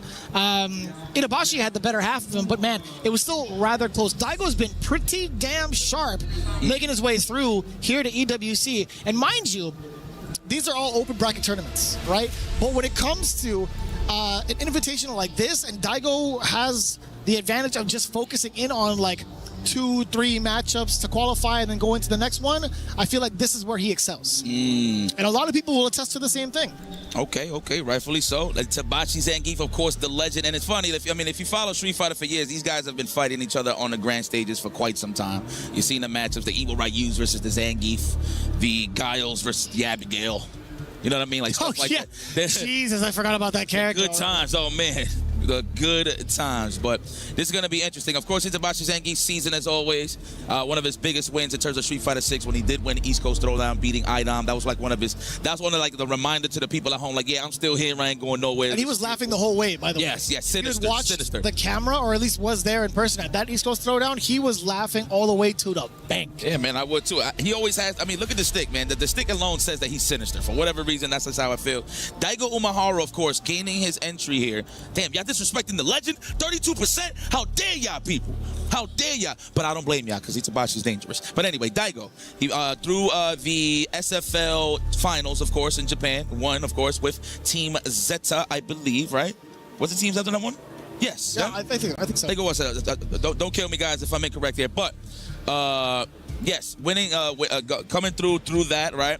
And he actually said it on stage. He said, listen, I was on the cheapest team. This team is too strong. You know what I mean? Pretty much saying, low-key, I appreciate y'all for sending me to EWC. Now, obviously, in between time, ended up playing Mena RD and that legendary 1st and 10. And it's that no reject. I'm so sorry. It's not Zeta. So forgive me, guys. That was my bad. I had to look it up. Nah, you good. That's what we're here for, baby. We fix it. You want it, we'll give you answers, ladies and gentlemen. But yes, all the way from the reject side of things, he wins. But yeah. And after he played that 1st and 10, even before that, he was saying that he was starting to get that life back. That, like, yo, I'm playing with a purpose. Like, I'm actually training properly. So even though he did fall short against Mena RD, that did not stop his hunger to keep, you know, considering playing the game. Because, you know, he was already speaking on retiring. But he's like, you know what? I'm here to stay. I still got some time. I'm still here to represent. And that's what I love to see, man. It's still, like, very inspirational to see either Daigo or Itabashi continue to take on the stick, continue to take on Street Fighter in the ways that they have been doing. So I'm actually kind of curious now to see if there's any difference between where he was at the last time he fought against Itabashi up until this point. And Itabashi, he's actually moving on to the Morisa pick versus the Akuma. Interesting. Yeah, look at him smiling already. Now, good options, of course. You got the Gladius. If you get a good read on a dive kick or like a Demon Flip dive kick or Demon Flip Fireball, that's when you get some massive damage. But, I mean, that says a story right here. The fact that he's not picking Zangief, that's how you know in the back end when they play, I don't know, sessions back in Japan or whatever the case may be. He knows that Daigo looks like he has, oh, let me shut the hell up. He's going to the Russian Cyclone. That's what I'm talking about. Stop gassing me up. I'm here trying to sell a story to you guys, okay? That's just what it is. But Itabashi Zangief stays with the bread and butter. Yes. The scoop master. I like that. Great match coming along. Oh, man, brought the Tony Hawk Pro Skater fight stick along with him. That's what it looks like to me every single time. The ergonomical. With probable wins. I'm just trying to find words to rhyme. That's it. Okay, we're going to play from that standing strong range on the side of Itabashi. But, you know what? Even though you're holding a parry, you're still in that blocking animation. Goes for the dome piece. Daigo Umehara with the lead, and he's going to hold his position right here with the standing light kick, big toe into plasma. Yeah, and he's just outside of the range where Itabashi wants him. That's been so frustrating. You literally see it on Itabashi's face. Oh, no. Oh, no. Power bomb. Hell of a risk. Drive rush forward. Command grab. Ooh, nope. Didn't even matter. Ooh. Ew, on the good carpet. Jeez. My goodness. He's like, yeah. The smile. I love that from him. You know, I love watching players really have fun when it comes to playing any fighting game. When you see it on their faces, you see the expressions a lot more vividly. Brings a joy in my heart. Forward throw. Give me that punish counter. Yes. Yes. Another one. Oh, my man waited for it. He didn't even skate. Yo, I actually low-key thought he was going to wake up to an SPD when it was delayed there. But it's all right, though. Daigo definitely found his video. Is that a hooray picture? He's like, hooray! I did it. He looked like he's driving a big, like a 10-wheeler. Yeah. He's trying to keep himself on the road. Yeah. I'm in control, guys. Everything's fine. Speaking of control, the suplex back into the corner. Scoop. It's everywhere I want you. Oh, Jesus. I thought he was going to be able to option select the time. That's a cool exchange. Good angle for the roundhouse to connect from Daigo. Nothing too big. Okay, I like that from Itabachi Zangief, not panicking, not trying to hit him with driver. That was a godlike way to snipe him from jumping, but wasn't too close with the EX Tatsu. A lot of damage left on the table. Okay. A much faster red fireball, by the way. Love that change. Okay. The toes. He thought he was at max distance. Even Itabashi thought that was. But of course, first blood for the legend, and the crowd loves it. I mean, they both legends in their own right. But this is Daigo Umehara, huh? He's like, did I just drop a nail in here? I'm a little too nervous before the match. Let's go. Man, the people all loving it. Look at that. Get your content. Those are memories you want to hold for the rest of your life. Daigo the Beast, that is right. That is right. Look at that old school photo, by the way. Oh, that's young Daigo. That's the throwback. That's that don't put a quarter up on the machine, I'm going to whoop your ass. Yo, imagine what happened. It was a smidge. Too much blood. I get it. Too much blood. All right, we're thinking about it. Wow, this man went, to a printer? He just found like a local printer. He just printed out some data. Somebody sent him the fax. Bars. It just got printed. That's bars. That is a double entendre. He got facts on the page. He got facts. You know, yeah. No, I was there. Why, you didn't explain it to me. No. I love how you were breaking it down to me. The look in your eyes, I'm like, yo, I appreciate you. Marisa. We back in, Same uniform, different character. Straight off of the bench, Marisa is getting represented. She gets suffered by mileage as well. She definitely can get oppressed. Oh, big punish. I know Itabashi did not like that. You saw the head tilt. Now he's going to have to watch his life ball just get melted. It's like that good rib. When it falls off the bone, that's how your life ball looks in the hands of Daigo. That's bars. That one is pretty damn good. I like that. Ribs sound great right now. I'll tell you what. Yeah, hello. You know, I'm getting a lot of chicken shawarma out here. Yeah, man. Tatsumaki, the ceiling fan, straight off the carpet. Now, it's so difficult to see like what angle Daigo's going to be approaching from majority of the time. Itabashi has not been able to find any sort of success in like interrupting him, stopping him, whether it's airborne. Now, it's been so rough to deal with. Another throw, a big weakness against Marisa. Another one, again. Even Itabashi was impressed. He's like, he went for it again. Look, he's got a smile on his face. It's like, I couldn't even believe you did that. And Daigo's like, I mean, if you're going to give it to me, I'm going to take it. This man, Itabashi Zangief Marisa, was looking like a statue. Straight up, just stood still and did nothing. And there's nothing wrong with that because at the end of the day, it's Daigo Umehara you are dealing with. Itabashi Zangief. You must raise that difficulty setting, my brother. You know who you're dealing with. That picture is killing me, but at the same time, I'm loving it. Shout out to the Reject fans in here. I just hear Tasty Steve going, I did it. Like, it's every time I see that Daigo photo. Look at the face on Daigo. It's like, well, let's just bust ass. Let's see if we can close this out, make this a speedy W on the side of Umehara-san, already conditioned with this throw. Yeah, a lot of the fireballs doing a lot of the talking here in the third game so far. It's been rather frustrating. Itabashi has not been able to close space. What a backdash, too. I think he was already out of range, guys. That's right. Tom Cruise mom shoes. I just wanted to rhyme that for no reason. Let's go for the throw. Yes. If you know the movie with the socks, you know. Scoop. I don't know why I said that, but it's all right. Battle Rap fans know. And already, game, set points here on the side of Daigo Umehara. The big toe for the confirm. A throw. Here we go. Conditioning time. Oh, give me that. You saw it attempted a command grab as well. Daigo with the wherewithal to press the buttons, to press the jab and get the interrupt. Overhead block, finally. Perfect parry. Perfect Paris in Paris. The Eiffel Tower SPD. That's right. Slow and steady. That's what Daigo is. That's one of the signature moves. A Hadouken straight in your face. Daigo's been doing that since, hell, before Blas was born. And Cryman. And Cryman. I think Mickey, technically.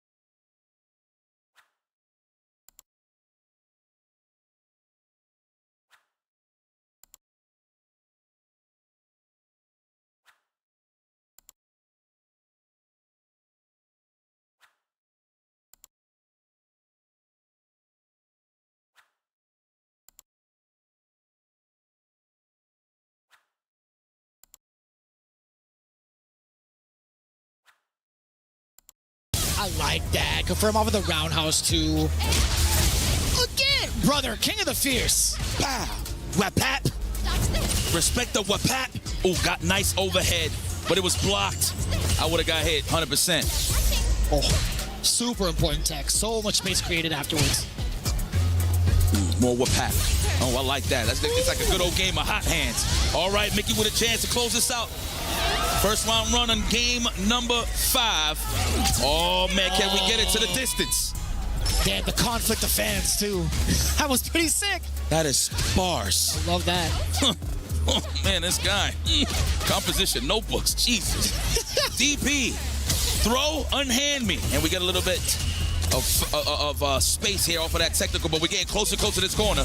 The jab challenge. Brother, he has been so successful in that hot potato mode. Yes, he's sniping out the delay attempts from kills you on the offense. You've seen a lot of standing roundhouses in that scenario. Oh my God. Lord have mercy, is going to be a throw. Look at that. I like that he's just using his moves to make him look like, make it seem like he was going to throw. Is that enough? Mickey, Lord have mercy. You want to talk about a scramble? We block with our face with the good offense. Mickey did not show no mercy. Always challenged with a wake-up. Always did something just to throw off kills you just a tad bit, and it worked out in the favor of the young prodigy.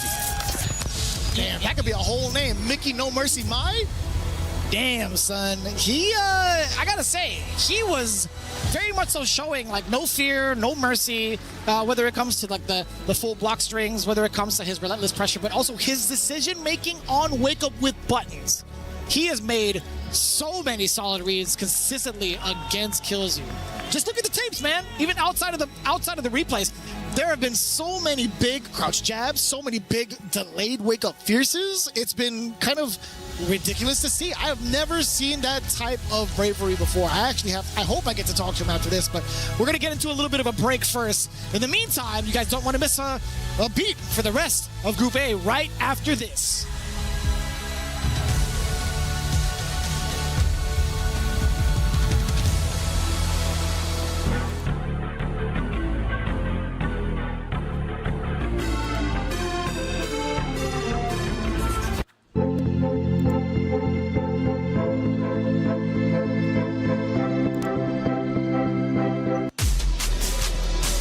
4 matches down, 6 more to go, and we're moving into the key crushing phase where 4 keys will be crushed and some more competitors will move forward to the top 16.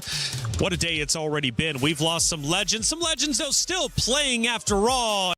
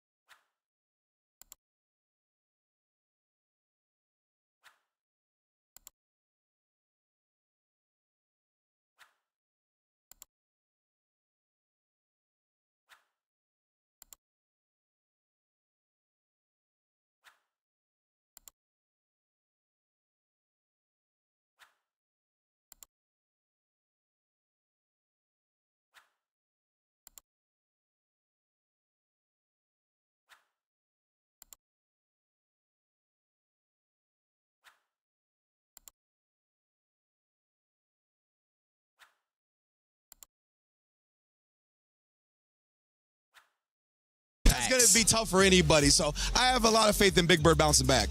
Big Bird has definitely been he's one of the players I look up to the most because we played Marisa a little bit at the beginning, but he's definitely been in one of these searching for characters, right? Been playing more of the Viper recently, which I've been keeping track of, but also that character herself takes off a lot of damage if she gets the hit, but she requires a lot of drive management, and if somebody can play on that, they can take advantage of it. Well, you guys have been saying and singing his praises, Kobayan, and how good he truly is. Ringe, what are we looking at? Man, look at this right here. The total whip punish is 4, already knowing that he's got the ground game established along with the command grab threat, right? And the anti-air success rate at 100%. I tell you what, I hear Zangief players complain all the time about how it's so hard to anti-air with Zangief. Look at Kobayan, 100%, man. That's just a testament to how solid this guy is. I love that it scoops instead of grabs as well. Shout out to the stats people in the back. And the perfect parries, he's really representing every aspect, cycling through his defensive options super well. He's just a man, bro. Man, indeed, man. And Kobayan, we had a chance to catch up with him after his win. Ryan Hart, what did he have to say? All right, so Kobayan with a victory in the column over Big Bird. Kobayan 選手、お疲れ様でした。バイパーで来ると思いましたか？ラシードかサガットで来るかなとずっと思ってました。ただ日本にはバイパーがすごくいっぱいいて、いっぱいいますね。そのプレイヤーの皆さんとの練習のおかげで勝つことができました。はい。So he actually expected Rashid or Sagat. The Viper was a curveball for him, but he said in Japan there are so many Vipers and he's worked on the matchup with all of them and he's really grateful for that time that they put in to giving him practice. そしてあと1回勝てばベスト8というところで響メナですよね。どっちの方がいいのでしょうか。もし何かあれば。そうですね。どっちもいいやとしか言いようがないんですけど、ただそうですね。どっちも頑張って倒しますといったところですかね。はい。So I asked him if he has a preference in the Hibiki Mena matchup. Of course, he's one win away from the coveted top 8 seat, and he says that both are going to be very difficult. But his idea, his mentality is that he's going to go in, and whoever he has to play is going to beat them and get that top 8 slot. ありがとうございます。That's going to be it here from the interview corner. We'll see you later on. Is in our DNA. Whenever we let it out, it becomes our superpower. imagine an entire city being built to supercharge it. Kadir City, powered by play. Thank you as always for the interviews, Ryan Hart, getting the coverage out there. We'll be seeing Kobayan in just a little bit as he's now one series away from moving forward. Now, for Minna RD, though, the legend went onto the stage, a banger quote saying, "This is the only title I have left to win." But he came up against